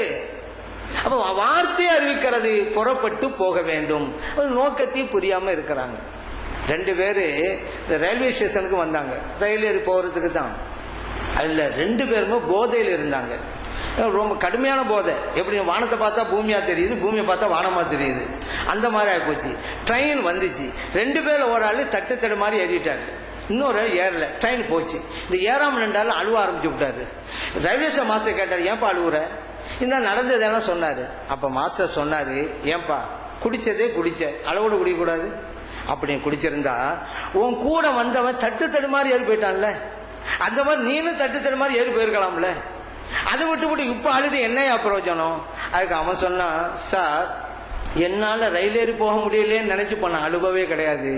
என்ன வழி அனுப்ப வந்தவன் ரயில் ஏறி போயிட்டான், அதை நினைச்சுதான் நான் அழுதுகிட்டு இருக்கிறேன் அப்படின்னு அந்த ஆள் சொன்னாரு. வந்த நோக்கத்தையே மறந்துட்டான். ஏன் வந்தோங்கிறது அவனுக்கு புரியாம போச்சு. அதனால ஒரு விஷயம் அது எந்த நோக்கத்துக்கு நடக்கிறது என்றால் யோசித்தாலே தெரியுமே. ஜியாரத் என்றாலே சந்தித்தல், வீட்டிலிருந்து புறப்பட வேண்டும். பயணம் இல்லாமல் ஜியாரத் எங்கே? சரி, எதுக்கு எடுத்தாலும் நம்ம ஏற்கனவே சொன்னதுதான். இந்த வஹாபிகளுக்கு ஒரு இருக்கு, ஏற்கனவே கொள்கை வகுத்து விட்டார்கள். முன்னால கூட ஒரு ஆள் சொல்லி காட்டுவானாங்கல்ல, அவங்களுக்கு தான் அவங்க சொன்ன மாதிரி தான் இந்த வஹாபிகள். ஏன்னா நம்ம என்ன செய்வோம், குர்ஆன் என்ன சொல்லுது அது செய்வோம், அது என்ன சொல்லுது அது செய்வோம். இது நம்ம சுன்னத் ஜமாத்து. வஹாபிகள் எப்படின்னு கேட்டா ஏற்கனவே ஒரு கொள்கையை வகுத்துறது, அதற்கு ஆதாரம் என்ன தேடுறது. அதே போல அது இதற்கு ஆதாரம் என்ன, ஹதீஸ் ஃபுல்லா தேடுறது. கிடைக்கலையா ஒரு ஹதீஸை அப்படியே வளைக்கிறது, வசனத்தை அப்படியே வளைக்கிறது. வளைக்கவும் முடியலையா ஒடிச்சு போட்டுறது. இந்த மாதிரி வேலையை தான் செஞ்சுட்டு இருக்கிறாங்க. இப்ப இதுக்கு இந்த மக்கள் எல்லாம் ஜியாரத்துக்கு போக தடுக்க என்ன செய்யறது? ஏன்னா மௌலிது ஓதாதீங்கன்னு என்ன அர்த்தம்? நபிகள் ஸல்லல்லாஹு அலைஹி வஸல்லம் அவர்களிடமிருந்து நம்மளை அந்நியப்படுத்துகிறான்னு அர்த்தம். தர்கா ஜியாரத்துக்கு போகாதீங்கன்னு என்ன அர்த்தம்? இறை நேசர்கள் மட்டும் நம்மளை அந்நியப்படுத்துகிறார்கள் அர்த்தம். இந்த காரியத்தை செய்வதற்கு லட்சக்கணக்கான ரூபாய், கோடிக்கணக்கான ரூபாய் செலவழித்துக் கொண்டிருக்கிறார்கள், இறை நேசர்களை விட்டு நம்மளை அப்புறப்படுத்துவதற்கு. இதுக்கு போக வேணாம். என்ன செய்யணும்? இந்த அப்பா நம்ம எல்லாம் கரெக்டா தான், அப்பாவி இளைஞர்கள் ஏமாத்தணும் ஹதீஸ்ன்றா தான் அவங்க நம்பிக்கிட்டு இருப்பாங்க. இல்ல அந்த நீங்க என்ன சொல்றீங்க, நாங்க என்ன கேட்கறது போயிருவாங்களே, கூடாரம் காலி ஆயிருமே. அதனால அந்த இளைஞர்களுக்காக வேண்டி இந்த ஹதீஸ்களை கொண்டு வர்றது. நபிகள் ஸல்லல்லாஹு அலைஹி வஸல்லம் சொல்லிட்டாங்க, லா துஷத்து ரிஹாலு இல்லா இலா ஸலாஸத்தி மசாஜித். பயணம் போவதா இருந்தா 3 பள்ளிகளுக்கு தான் போகணும். மஸ்ஜிதுல் ஹராம், மக்காவில் இருக்கக்கூடிய மஸ்ஜிதுல் ஹராம் பள்ளிவாசல், மஸ்ஜித் ஹாதா இந்த மஸ்ஜித் நபவி பள்ளிவாசல், மஸ்ஜிதுல் அக்ஸா பைத்துல் முகத்தஸ் என்று நபிகள் ஸல்லல்லாஹு அலைஹி வஸல்லம் சொல்லி இருக்கிறாங்க. இந்த ஹதீஸ் புகாரில இருக்கிறது, முஸ்லிம்ல இருக்கிறது. இந்த ஹதீஸை காட்டி பாத்தீங்களா, பயணம் போனா எங்க போகணும்? இந்த 3 பள்ளி தான் போகணும். நீங்க நாகூருக்கு போறீங்க, நீங்க அஜ்மீர் போறீங்க, இந்த 3 பள்ளி அங்க இருக்குதா? இந்த அப்பாவி இளைஞர்களும் சரிதான் கொஞ்சம் யோசிச்சா போதும். இந்த அப்பாவி இளைஞர்கள் அந்த வஹாபி ஆளுநர்களை போய் கேள்வி கேட்கலாம். நீங்க எங்க துபாய்க்கு போறீங்கன்னு கேட்டுக்கலாம். நீங்க எங்க அமெரிக்கா போறீங்க, ஜப்பான் போறீங்க, இந்தியா போறீங்க, அங்கெல்லாம் இந்த 3 பள்ளியாசல் இருக்கு. இந்தியாவில் இந்த 3 பள்ளியாசல் இருக்கா? துபாய் இந்த 3 பள்ளியாசம் இருக்கா?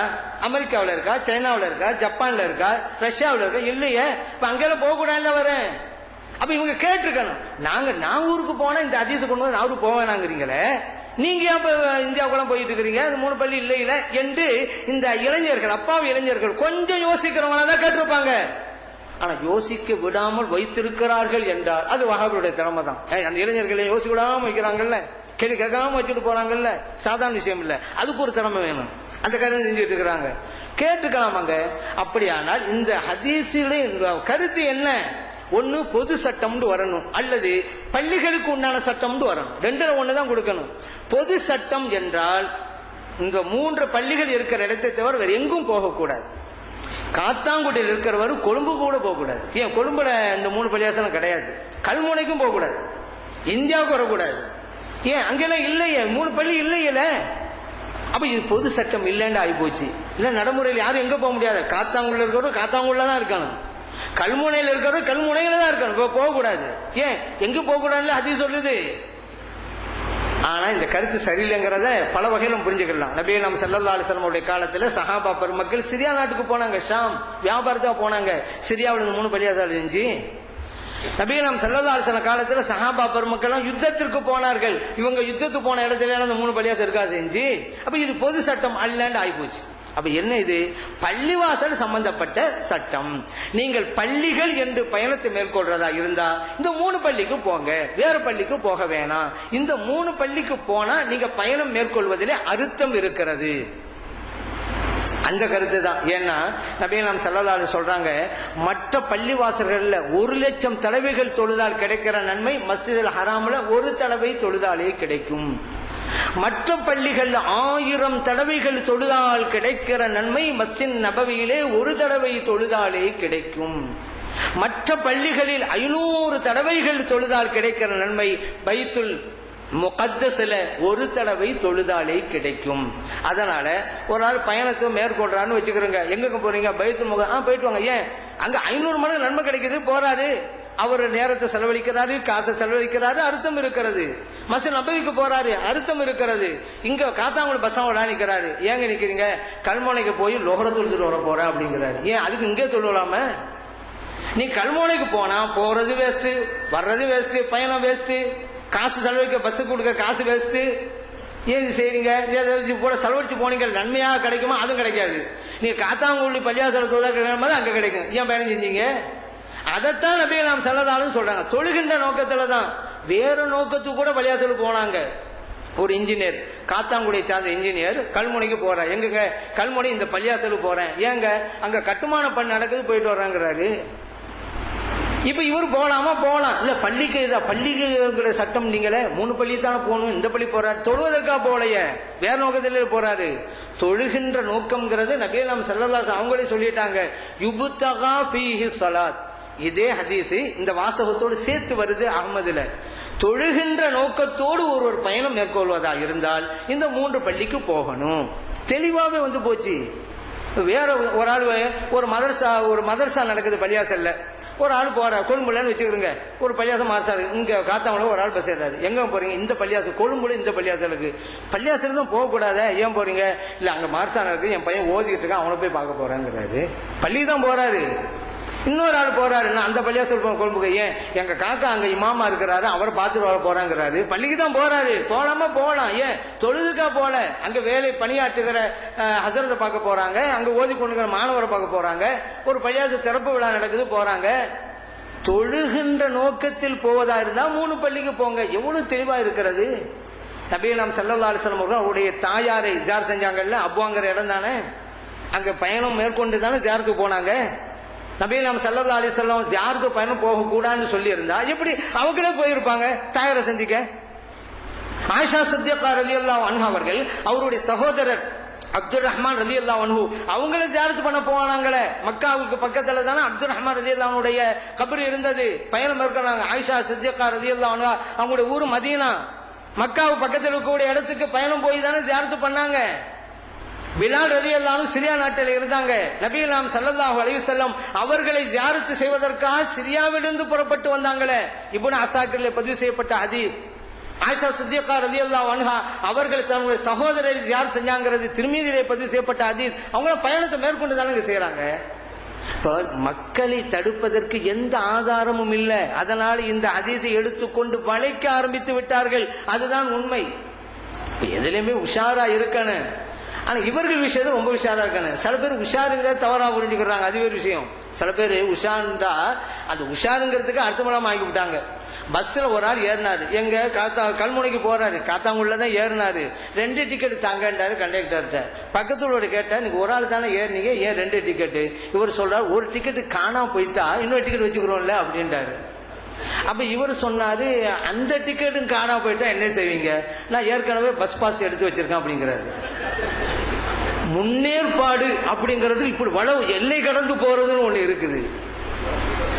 எதை எந்த அளவோடு பார்க்க வேண்டுமோ அப்படி பாருங்கள், எல்லை மீறக்கூடாது. எந்த விஷயத்திலும் சரி, இருக்கிறதை இல்லை என்றாலும் எல்லை மீறுவதில் தான், இல்லாததை இருக்கிறது என்றாலும் எல்லை மீறுவதுதான்.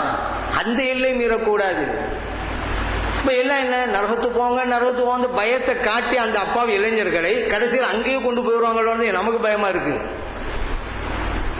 தௌஹீத்னா என்ன அப்படிங்கறதும் போதீங்க. மார்க்கத்தில் நபி தூதர் ஸல்லல்லாஹு அலைஹி வஸல்லம் அவர்கள் செய்ய சொன்னதை செய்யுங்க. இன்னொரு கொடுமை என்ன தெரியுமா? இந்த ஜியாரத்துக்கு போனாக்கா இவர்கள்லாம் தர்கா பார்ட்டிகள். நான் சொல்றது, ஜியாரத்துக்கு போனா தர்கா பார்ட்டின்னு சொன்னா ஹஜ்ஜுக்கு செல்கிற 20 லட்சம் மக்களையும் தர்கா பார்ட்டி தான். எல்லாம் அங்க தான் போறாங்க. எல்லாம் ஸல்லல்லாஹு அலைஹி வஸல்லம் கபர் போய் ஜியாரத்து தான் வர்றாங்க. ஜியாரத்து செஞ்சா தர்கா பார்ட்டியா, ஹாஜிமார்களுக்கு தர்கா பார்ட்டியும் பட்டம் கொடுக்க வேண்டியதுதான். இதுல வேற ஒரு கொடூரம், நீங்க மக்காவிலிருந்து மதீனாவுக்கு போனா மஸ்ஜித் நபவியை சந்தித்தல் போங்க. அங்க இருக்கிற நபிகள் நாயகம் ஸல்லல்லாஹு அலைஹி வஸல்லம் அவருடைய கபரை ஜியாரத்து செய்யணும்ன்ற எண்ணத்துல போகாதீங்க. என்ன சிந்தனை பாருங்க. என்ன எவ்வளவோ சிந்தனைகளை பண்ணி எவ்வளவு நல்ல காரியங்களா செய்யலாம். ஆனா நபிகள் நாயகம் ஸல்லல்லாஹு அலைஹி வஸல்லம் அவர்களை விட்டும் அவருடைய உம்மத்தை தூரப்படுத்த 24 மணி நேரமும் யோசிச்சுக்கிட்டே இருக்கிறாங்க. 24 மணி திட்டம் போட்டுக்கிட்டே இருக்கிறாங்க. எதுக்கா? உம்மத்தை பிரிக்கிறாங்களாம், உம்மத்தை அப்புறப்படுத்துறாங்களாம். சரி, ஏங்க நீங்க மஸ்ஜித் நபவிக்கு மட்டும் ஏன் போலாம் நீங்க அப்படின்னு கேட்டா 1000 மடங்கு நன்மை கிடைக்குதுல்ல, அதனால போங்க அப்படின்னாங்க. நான் கேட்டேன், அப்படியா இருந்தா மக்கா விட்டு யாரும் போக தேவையில்லையே, ஏன் லட்சத்தை விட்டுட்டு எங்க 1000க்கு போனேன்?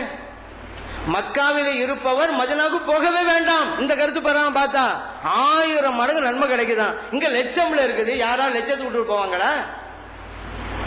மக்காவில இருக்கக்கூடியவர் யாரும் செல்லக்கூட மதீனாவுக்கு வந்துடும் இந்த கருத்தை வச்சா. அப்ப போறது எதுக்கு தான்? லட்சமா இருந்தாலும் பரவாயில்லை, இருக்கட்டும், எனது ஹபீப் ஸல்லல்லாஹு அலைஹி வஸல்லம் அவங்களை சந்திக்க போறேன். அப்படிதான். மஸ்ஜித் நபவியா இருந்தா இவங்க போகவே தேவையில்லை, மக்காவில இருந்தா போதும். இவர்களாவே ஒவ்வொன்றாக யோசித்து காட்டுகிறார்கள். சரி, இந்த கருத்தை யார் வச்சது? இப்னு ஹஜர் அஸ்கலானி ரஹ்மத்துல்லாஹி அலைஹி ஃபத்ஹுல் பாரியில சொல்றாங்க, இது இப்னு தைமியாவுடைய கருத்து தான். இது நபிகள் ஸல்லல்லாஹு அலைஹி வஸல்லம் அவர்களை ஜியாரத் செய்வதற்கென்று பயணம் புறப்படுவது பாவம் என்று சொன்னவர் இந்த இப்னு தைமியா. இதை மட்டுமா அவங்க சொல்றாங்க, ஹாதா மின் அபிஷாயில் மசாயிலில் மன்கூலான் இப்னு தைமியா. இப்னு தைமியாவிடமிருந்து பெறப்பட்ட வெறுக்கத்தக்க மசாலாக்கள்ல இது ஒண்ணு. இதை இப்னு ஹஜர் அஸ்கலானி சொல்றாங்க. கடைசியில் சொல்றாங்க, இதை போய் அங்க இப்படி சொல்றீங்க, ஃபஇன்னஹா மின் அஃலலில் அஅமால். நபிகள் ஸல்லல்லாஹு அலைஹி வஸல்லம் அவர்களை சந்திப்பதற்காக நீங்க பயணம் மேற்கொண்டால் நீங்கள் செய்கிற வணக்கங்களில் எல்லாம் மிக மேலானது இதுதானே என்று சான்றிதழ் வழங்குகிறார்கள் இப்னு ஹஜர் அல் அஸ்கலானி ரஹ்மத்துல்லாஹி அலைஹி அவர்கள். அப்ப இந்த நச்சு கருத்து ஸல்லல்லாஹு அலைஹி வஸல்லம் ஜியாரத்தா பயணம் போகக்கூடாது விதைக்கப்பட்டது இப்னு தைமியாவின் மூலமாகத்தான் என்பதையும் நாம் கவனத்திலே கொள்ளுவோம். அடுத்ததாக, ஒருவர் இறந்து விட்டார், அவரை நம்ம அடக்கம் செஞ்சது பிறகு தல்கீன் ஓதுறாங்க. இது நடைமுறையிலே இருக்கிறது. இதுக்கு என்ன ஆதாரம் அப்படின்னு கேட்டு இருக்கிற ஆதாரத்தை எல்லாம் அவர்கள் சேதாரமாக ஆக்கி கொண்டிருக்கிறார்கள். ஆனால் ஆதாரம் என்ன என்று கேட்டே சேதாரமாகி போனவர்கள் தான் வஹாபிகள். அது ஒரு விஷயம். ஆதாரம் இருக்கிறது, இவர்கள் படிக்கவில்லை. ஏதாவது சொன்னாங்கல்ல, போன வருஷம் ஒரு சட்டம், அதுக்கு போன வருஷம் ஒரு நிலைப்பாடு, இந்த வருஷம் நிலைப்பாடு, ஏன் அப்படி ஏற்பட்டது? படிக்காதனால தானே. இன்றைக்குத்தான் இதை நாங்கள் படித்தோம் அப்படிங்க. அப்படி சொன்னாலும் பரவாயில்ல, இன்றைக்குத்தான் இந்த ஹதீஸ் எங்களுக்கு கிடைச்சிச்சுங்கிறாங்க. அப்படி சொல்லாமா? அதான் கித்தாபுல வாலியமா எழுதப்பட்டிருக்கல, இன்னைக்குதான் கிடைச்சிச்சுன்னு சொல்லக்கூடாது. என்ன சொல்லணும்? இன்றைக்கு தான் இந்த ஹதீஸ் நாங்க படிச்சோங்கன்னு. அதுல கூட தன்னுடைய இயலாமையை ஒப்புக்கொள்றது இல்லை. ஏன் ஒப்புக்கொள்ள வேண்டியதானே? அந்த அளவுக்கு தான் போயிட்டு இருக்கு. ஏன்னா இப்ப அப்பாஸ் ரலியல்லாஹு அவங்க இருந்தாங்க, அவங்கள்ட்ட கேட்கப்பட்டது, அந்த அக்பரு அமின் நபி ஸல்லல்லாஹு அலைஹி வஸல்லம், நீங்க பெரியவங்களா? வயசுல தான் நபிகள் நாயகம் ஸல்லல்லாஹு அலைஹி வஸல்லம் பெரியவங்களா? ஏன் இப்படி கேள்வி வைக்கப்படுதுன்னு கேட்டா, நபிகள் நாயகம் ஸல்லல்லாஹு அலைஹி வஸல்லம் அவர்களை விட 3 வயசு குறைவானவர்கள் அப்பாஸ் ரலியல்லாஹு அவர்கள். அப்ப ஏறத்தாழ 1 வயசு தான், 3 வயசு தான் வித்தியாசம். அதனால கேட்கப்படுது, நீங்க மூப்பா, நபிகள் நாயகம் ஸல்லல்லாஹு அலைஹி வஸல்லம் அவங்க மூப்பா. இப்ப என்ன சொல்லி இருக்கலாம்? இல்ல, நபிகள் நாயகம் ஸல்லல்லாஹு அலைஹி வஸல்லம் அவர்களை விட அப்பாஸ் ரலியல்லாஹு அன்ஹு அவர்கள் 3 வயது மூத்தவர்கள், அப்பாஸ் ரலியல்லாஹு 3 வயது குறைவானவர்கள் நபிகள் நாயகம் ஸல்லல்லாஹு அலைஹி வஸல்லம் அவர்கள். அப்போ 2 பேருக்கு 3 வயசு வித்தியாசம். அப்ப யாரு மூப்பு அப்படின்னு சொன்னா அப்பாஸ் ரலியல்லாஹு மூப்பு, 3 வயசு மூப்பு. நபிகள் நாயகம் ஸல்லல்லாஹு அலைஹி வஸல்லம் 3 வயசு இளமை. கேட்கப்படுது, நீங்க மூப்பா அவங்க மூப்பாண்டு. அப்பாஸ் ரலியல்லாஹு சொல்லியிருக்கலாம், நான் தாங்க மூப்பு, உண்மை அதானே, நான் தான் பெரிய ஆளு அப்படி சொல்லியிருக்கலாம், நான் தான் அக்பர் சொல்லியிருக்கலாம். ஆனா அப்பாஸ் ரலியல்லாஹு அன்ஹு அவர்கள் அந்த வார்த்தையை யூஸ் பண்ணல. ஹுவ அக்பரு மின்னி அப்படின்ட்டாங்க. நபிகள் நாயகம் ஸல்லல்லாஹு அலைஹி வஸல்லம் அவர்கள் தான் என்னை விட பெரியவர்கள் அப்படின்ட்டாங்க. அப்புறம் சொல்றாங்க, வான உலித்து கபலஹு, அவங்களுக்கு முன்னால நான் பிறந்துட்டேன் அப்படின்றாங்க. பெரியவர்கள் அவர்கள் தான், நான் முன்னால் பிறந்தவன். ஏன் கேட்கப்பட்டது வயசுல தானே, நான் தான் பெரியார் சொல்லியிருக்கலாமே, தவறு இல்லையே. ஆனா அந்த வார்த்தையும் உபயோகிக்க கூடாது என்று நினைக்கிறார்கள் அப்பாஸ் ரலியல்லாஹு அன்ஹு அவர்கள். ஸல்லல்லாஹு அலைஹி வஸல்லம் ஒரு விஷயத்துல போய் நான் பெரியார் எப்படி சொல்றது? வயசாவே இருக்கட்டுமே, பெரியவர்கள் வார்த்தை எப்படி உபயோகிப்பது? அதுதான் சஹாபா பெருமக்கள். ஒரு கருத்தை சொல்றோம்டா அதுல 2 வகையான கருத்து இருக்கலாம். அதுல எது நல்லது அதை பார்த்து யூஸ் பண்ணணும். ஒரு கருத்தை நம்ம மக்கள் மத்திய சொல்ல நினைக்கிறோம், ஒரு வாசம் இருக்கிறது, அதுவும் அதை தான் அறிவிக்கும். இன்னொரு வாசம் இருக்கிறது, அதுவும் அதான் இருக்குன்னு சொன்னா இந்த 2 வாசகத்தில் எது சிறந்தது அப்படி போகணும். நம்ம ஒரு ஆளை பார்த்து சொல்றோம், உனக்கு நான் உதவி செய்யறேன், அந்த சந்தோஷப்படுவாரு. உன் ஹயாத்து உள்ள வரைக்கும் நான் உதவி செய்யறேன், இன்னும் சந்தோஷப்படுவாரு. அப்படி சொல்லாம நீ மௌத்தா போற வரைக்கும் நான் உதவி செய்யறேன், நீ எனக்கு உதவி செய்வானா போயிட்டோம் அப்படின்றாரு. நான் எப்படா மௌத்தா போன்னு இருப்பியா நீ? அப்ப நீ ஹயாத்து உள்ளவரை நான் உதவி செய்யறேங்கிறதும் நீ மௌத்தா போற வரைக்கும் உதவி செய்யறேங்கிறதும் கருத்து ஒண்ணுதான். ஆனா இதுல நாகரிகம் இருக்கிறது, அதில் நாகரிகம் இல்லை. அதுதான் வித்தியாசம். சில ஆபீஸருக்கு போவீங்க, உத்தரவின்றி உள்ளே வராதே அப்படின்னு எழுதி போட்டிருப்பாங்க, அனுமதி பெற்று உள்ளே வா என்று எழுதி போட்டிருப்பாங்க. கருத்து ஒண்ணுதான். ஆனா உத்தரவின்றி உள்ளே வராதே என்பதிலே இல்லாத நாகரிகம் அனுமதி பெற்று உள்ளே வா என்பதில் இருக்கிறது. ஏன்? அங்கே வராதேங்கிற வார்த்தை, இங்கேயோ வா என்கின்ற வார்த்தை. நான் சொல்றது உங்களுக்கு புரியுதா அப்படின்னு கேட்கலாம். உங்களுக்கு புரியுற மாதிரி நான் சொல்றேனா அப்படின்னு கேட்கலாம். நான் சொல்ற உங்களுக்கு புரியுதா அப்படின்டா என்னிடமிருந்து கர்வம் வெளிப்படுகிறது. உங்களுக்கு புரியுற மாதிரி நான் சொல்றேனா என்று கேட்டால் என்னிடமிருந்து தன்னடக்கம் வெளிப்படுகிறது. எந்த வாசகம் சிறந்தது அதை பார்க்கணும். இதைத்தான் ஒவ்வொரு விஷயத்திலும் இப்ப நபிகள் நாயகம் ஸல்லல்லாஹு அலைஹி வஸல்லம் அவர்கள் ஒரு சில விஷயங்களை நமக்கு சொல்லி தந்திருக்கிறார்கள். அது இருக்குதா இல்லையான்னு பார்க்க வேண்டியதானே. இல்லைங்கிற முடிவுக்கு நம்ம ஏன் வரணும்? இப்ப தல்கைன்னு சொன்னோம்னு வச்சுக்கிறோங்க. இப்ப தல்கையில ஒரு அடக்கம் செஞ்சாச்சு, பக்கத்தில் இருந்து லா இலாஹ இல்லல்லாஹ் சொல்லி கொடுக்கிறோம். நபிகள் நாயகம் ஸல்லல்லாஹு அலைஹி வஸல்லம் தெளிவாக சொன்னார்கள், லக்கினு மௌத்தாக்கும் லா இலாஹ இல்லல்லாஹ். உங்கள் மரணித்தோருக்கு லா இலாஹ இல்லல்லாஹ் என்று தல்கைன்னு சொல்லி கொடுங்கள். முஸ்லிம்களே பதிவு செய்யப்பட்ட ஹதீஸ். ஆனா இது சில பேர் சொல்லுவாங்க, இங்க மௌத்தான்னு சொன்னா மௌத்தா போனவங்க இல்ல, அடக்கம் செய்யப்பட்டவங்க இல்ல, சக்கராத்தால இருப்பாங்கல்ல, மௌத்து ஆஜராகும்ல, அந்த நிலையும்பாங்க. அப்படி அர்த்தம் இருக்கிறது, அது இடை அர்த்தம். யதார்த்தமான அர்த்தம் என்ன? ஹக்கீக்கு என்ன? மையத்துன்னா இறந்து போனவங்க தான் இல்ல, மரணத்தோட இருக்கிறவங்க. அது இடையில நாம் சொல்ற விளக்கம் தான், மஜாசி. அதனால ரெண்டு அர்த்தம் பொருந்தும். நபிகள் நாயகம் ஸல்லல்லாஹு அலைஹி வஸல்லம் அவர்கள் இப்படி சொல்லி தருகிறார்கள். அடுத்து ஒரு சமயத்துல நபிகள் நாயகம் ஸல்லல்லாஹு அலைஹி வஸல்லம் அவங்க ஒரு கபர்ல மையத்தை அடக்கம் பண்ணிட்டாங்க. எல்லாம் முடிஞ்ச பிறகு அங்க சொன்னாங்க, அருமை தோழர்களே, இஸ்தக்பிரு லி அஹீக்கும், உங்கள் சகோதரருக்காக நீங்கள் பாவ மன்னிப்பு தேடுங்கள். வஸலூ லஹு பித்தஸ்பீத், இவருக்காக தஸ்பீத்தை கேளுங்கள். ஃபஇன்னஹு அல்ஆன் யுஸ்அலு, காரணம் இப்பொழுது அவர் விசாரிக்கப்படுகிறார் என்று நபிகள் நாயகம் ஸல்லல்லாஹு அலைஹி சொன்னாங்க.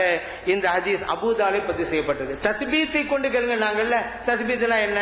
வசனத்தை பாருங்க, யுஸப்பித்துல்லாஹுல் லதீன ஆமனு பில் கௌலி ஸாபிதி, இறை நம்பிக்கையாளர்களுக்கு அல்லாஹ் தஆலா கவுலை சாபித்தை கொண்டு உறுதிப்படுத்துவான். கவுலை சாபித்துன்னு சொன்னா லா இலாஹ இல்லல்லாஹ் ஃபில் ஹயாத்தி துன்யா வல் ஆகிரா. அல்லாஹ் அந்த வசனத்துல சொல்லிவிட்டான், இந்த உலகத்திலும் மறு உலகத்திலும். சக்கராத்தால சொல்லி கொடுக்குறோம்ல, அது இந்த உலகத்துல.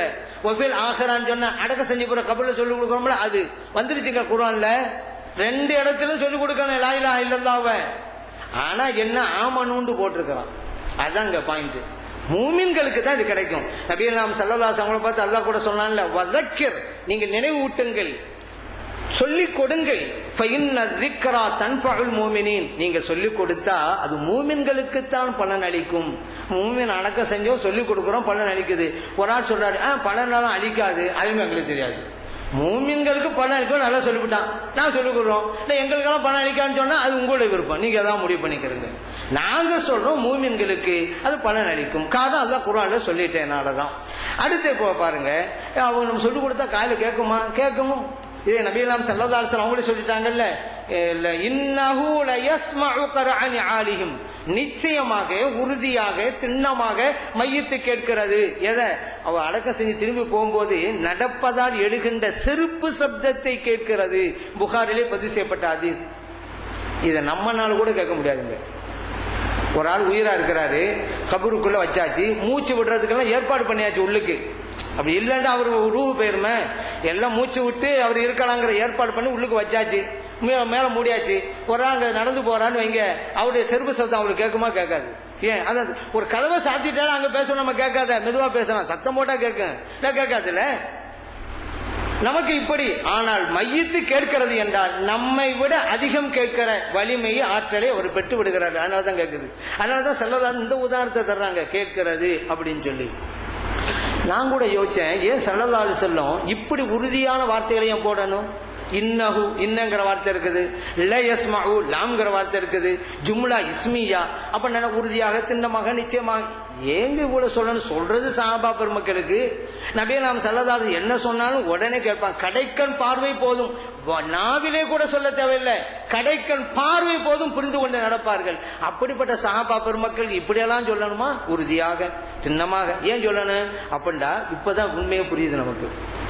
நபியே நாம் ஸல்லல்லாஹு அலைஹி வஸல்லம் இப்படியெல்லாம் சொன்னாலும் கூட உறுதியாக திண்ணமாக நிச்சயமாக என்று சொன்னாலும் கூட மையத்து கேட்காது என்று கூறுகிற கூட்டம் பின்னால் வரப்போகிறது அப்படிங்கிறத நபியே நாம் ஸல்லல்லாஹு அலைஹி வஸல்லம் அவர்கள் அன்றைக்கே புரிந்திருந்தார்கள். ஆகவே சொன்னார்கள்.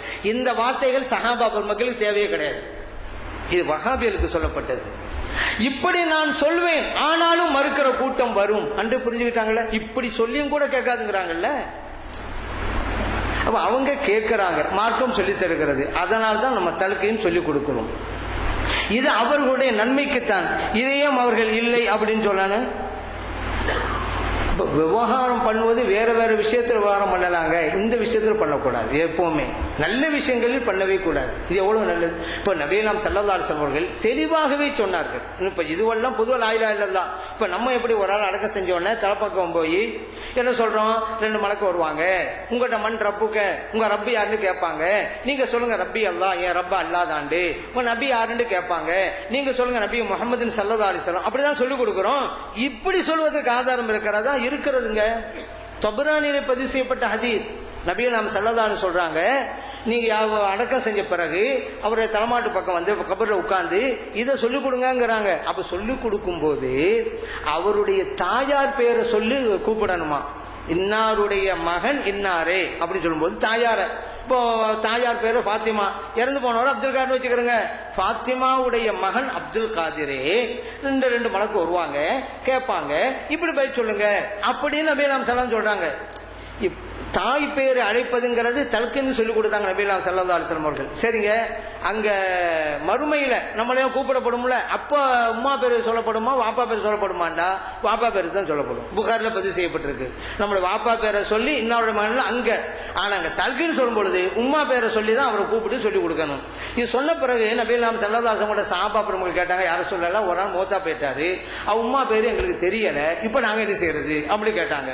இப்ப நபி ஸல்லல்லாஹு அலைஹி சொன்னாங்க, ஹவ்வா அலைஹிஸ்ஸலாம் உடைய பேரை சொல்லி கொடுங்க அப்படின்ட்டாங்க. ஹவ்வா அலைஹிஸ்ஸலாம் அவர்களுடைய பேரரான இன்னாரே அப்படி சொல்லுங்க. ஏன் எல்லாருக்கும் தாய் ஹவ்வா அலைஹிஸ்ஸலாம் தானே என்று நபி ஸல்லல்லாஹு அலைஹி சொல்றாங்க. தபரானிலே பதிவு செய்யப்பட்டிருக்கு. அதனால் நாம் ஓதுகிற இந்த தல்கீன் அப்படியே ஹதீஸில் வந்ததுதான் என்பதும் புரிஞ்சுக்கிறோம். நல்ல காரியங்களை தடுத்து தடுத்து மார்க்கத்திலே விவகாரம் பண்ண வேண்டாம். விவகாரம் பண்ணுவது இந்த உலகத்தில் வேணாலும் விவகாரம் பண்ணுவாங்க, கணவன் மனைவி விவகாரம்னு பண்ணிக்கிடுவாங்க, அது உலக விஷயமா இருக்கும். மார்க்க விஷயத்தில் பண்ணவே கூடாது. இப்போ சில பேர் கணவன்மார் இருப்பாங்க, வீட்டுக்கு வந்தாலே விவகாரம் தான், விவகாரம் பண்ணாதான் அவங்களுக்கு ஒரு மகிழ்ச்சி. மனைவிட்ட ஒரு விவகாரம் பண்ணணும். அந்த மாதிரி சாப்பிட வந்தாரு, மனைவி முட்டையை அவிச்சு வச்சாங்க. அவர் கேட்டார், என்ன நீ ஆம்புலன்ஸ் போடுவேன்னு நினைச்சேன், என்ன முட்டையை அவிச்சு வச்சிருக்க அப்படின்னு விவகாரம் பண்றாரு. அடுத்த நாள் அந்த அம்மா அவிச்சு வச்சுச்சு, என்ன அப்ப ஆம்புலன்ஸ் போட்டு வச்சுச்சு. அவர் சொல்றாரு, என்ன நீ இன்னைக்கு ஆம்புலன்ஸ் போட்டு வச்சிருக்க, அவிச்சு வைப்பேன்னு நினைச்சேன், என்னடா இது இங்கிட்டா அங்கிடுங்கிறாரு, இங்கிட்டா அங்கிடுங்கிறாரு. அடுத்த நாள் ஒரு முட்டையை அவிச்சு இன்னொரு முட்டைய ஆம்பளை போட்டு வச்சாச்சு. இன்னைக்காவது அவர் வந்து ஒன்னும் சொல்லாம சாப்பிட்டு போட்டு விடுவாரா? வர்றதே விவகாரம் பண்ண தானே. அவர் கேட்கிறாரு, அது என்ன நீ அவிச்சு வைக்க வேண்டிய முட்டைய ஆம்பளேட் போட்டு வச்சிருக்கிற, ஆம்பளேட் போட வேண்டிய முட்டையை அவிச்சு வச்சிருக்கேன் அப்படிங்கிறாரு. ஏன்னா விவகாரம் பண்ணவும் முடிவு பண்ணிட்டனால. அவரு மார்க்க விஷயத்துல சில பேர் விவகாரம் பண்ண வேண்டும் என்பதற்காக தன்னுடைய நேரத்தை செலவழித்துக் கொண்டிருக்கிறார்கள், காசை செலவழித்துக் கொண்டிருக்கிறார்கள். சமூகத்திற்கு உருப்படியான நல்ல காரியத்தை செய்ய வேண்டும். சமூகத்திலே வணக்கங்கள் ஏற்கனவே குறைஞ்சு போச்சு, கொஞ்சம் கொஞ்சம் இருக்குது, இன்னும் கொஞ்சம் அதிகப்படுத்தத்தான் நம்முடைய சிந்தனைகளையும் நேரங்களையும் ஒதுக்கணும். இருக்கிற கொஞ்ச நெஞ்சம் வணக்கங்களையும் இல்லாமல் ஆக்குவதற்கென்றே சில பேர் வரிந்து கட்டிக்கொண்டு வேலை செய்கிறார்கள். இதை நினைத்தால் தான் நமக்கு பரிதாபமாக இருக்கிறது. சம்பந்தப்பட்டவர்களும் குர்ஆன் ஹதீஸை புரிந்து நேர்வழிக்கு வர வேண்டும். இப்ப நம்ம இந்த விளக்கத்தை எல்லாம் சொல்றது ஏங்க, ஏன் என்ன காரணம், ஏன் சொல்றோம்? எல்லாரும் உண்மையை புரியட்டும். எல்லோரும் சத்தியத்துக்கு வரட்டும், நம்ம எல்லாம் சேர்ந்து சொர்க்கத்துக்கு போவோம், வாருங்கள் எல்லோரும் கைகோர்த்து கொண்டு சொர்க்கம் போவோம் என்கிற நல்லெண்ணத்தின் அடிப்படையிலே தான் இவ்வளவு ரூபாய் செலவழித்து இந்த மாநாடு. யார் எப்படி போனா என்ன, நம்ம மட்டும் சொர்க்கத்துக்கு போவோம், மத்த நடந்து போனா நமக்கு என்ன, நம்ம சும்மா இருந்திருப்பாங்க. இவ்வளவு சிரத்து தேவையில்லை. நம்முடைய உயர்ந்த எண்ணம் என்ன, நாம் மட்டும் சொர்க்கத்துக்குரியவர்கள் அல்ல, நம் சகோதரர் எல்லோரும் சொர்க்கம் வர வேண்டும். அதற்காகத்தான் இவ்வளவு சிரத்தை எடுத்து இந்த மாநாட்டை நடத்தி கொண்டிருக்கிறோம். அது எல்லாம் அல்ல இறைவன் நம்முடைய முயற்சியை கபூல் செய்து கொள்வானாக. இதற்குண்டான பிரதி பலனை ஈருலகில் நமக்கு வழங்கிடுவானாக. ஆமீன். வல்ஹம்துலில்லாஹி ரப்பில் ஆலமீன் என்று பிரார்த்தனை செய்து வாய்ப்பளித்த நல்லவர்களுக்கு நன்றி கூறி விடைபெறுகிறேன். அஸ்ஸலாமு அலைக்கும் வரஹ்மத்துல்லாஹி வபரகாத்துஹு.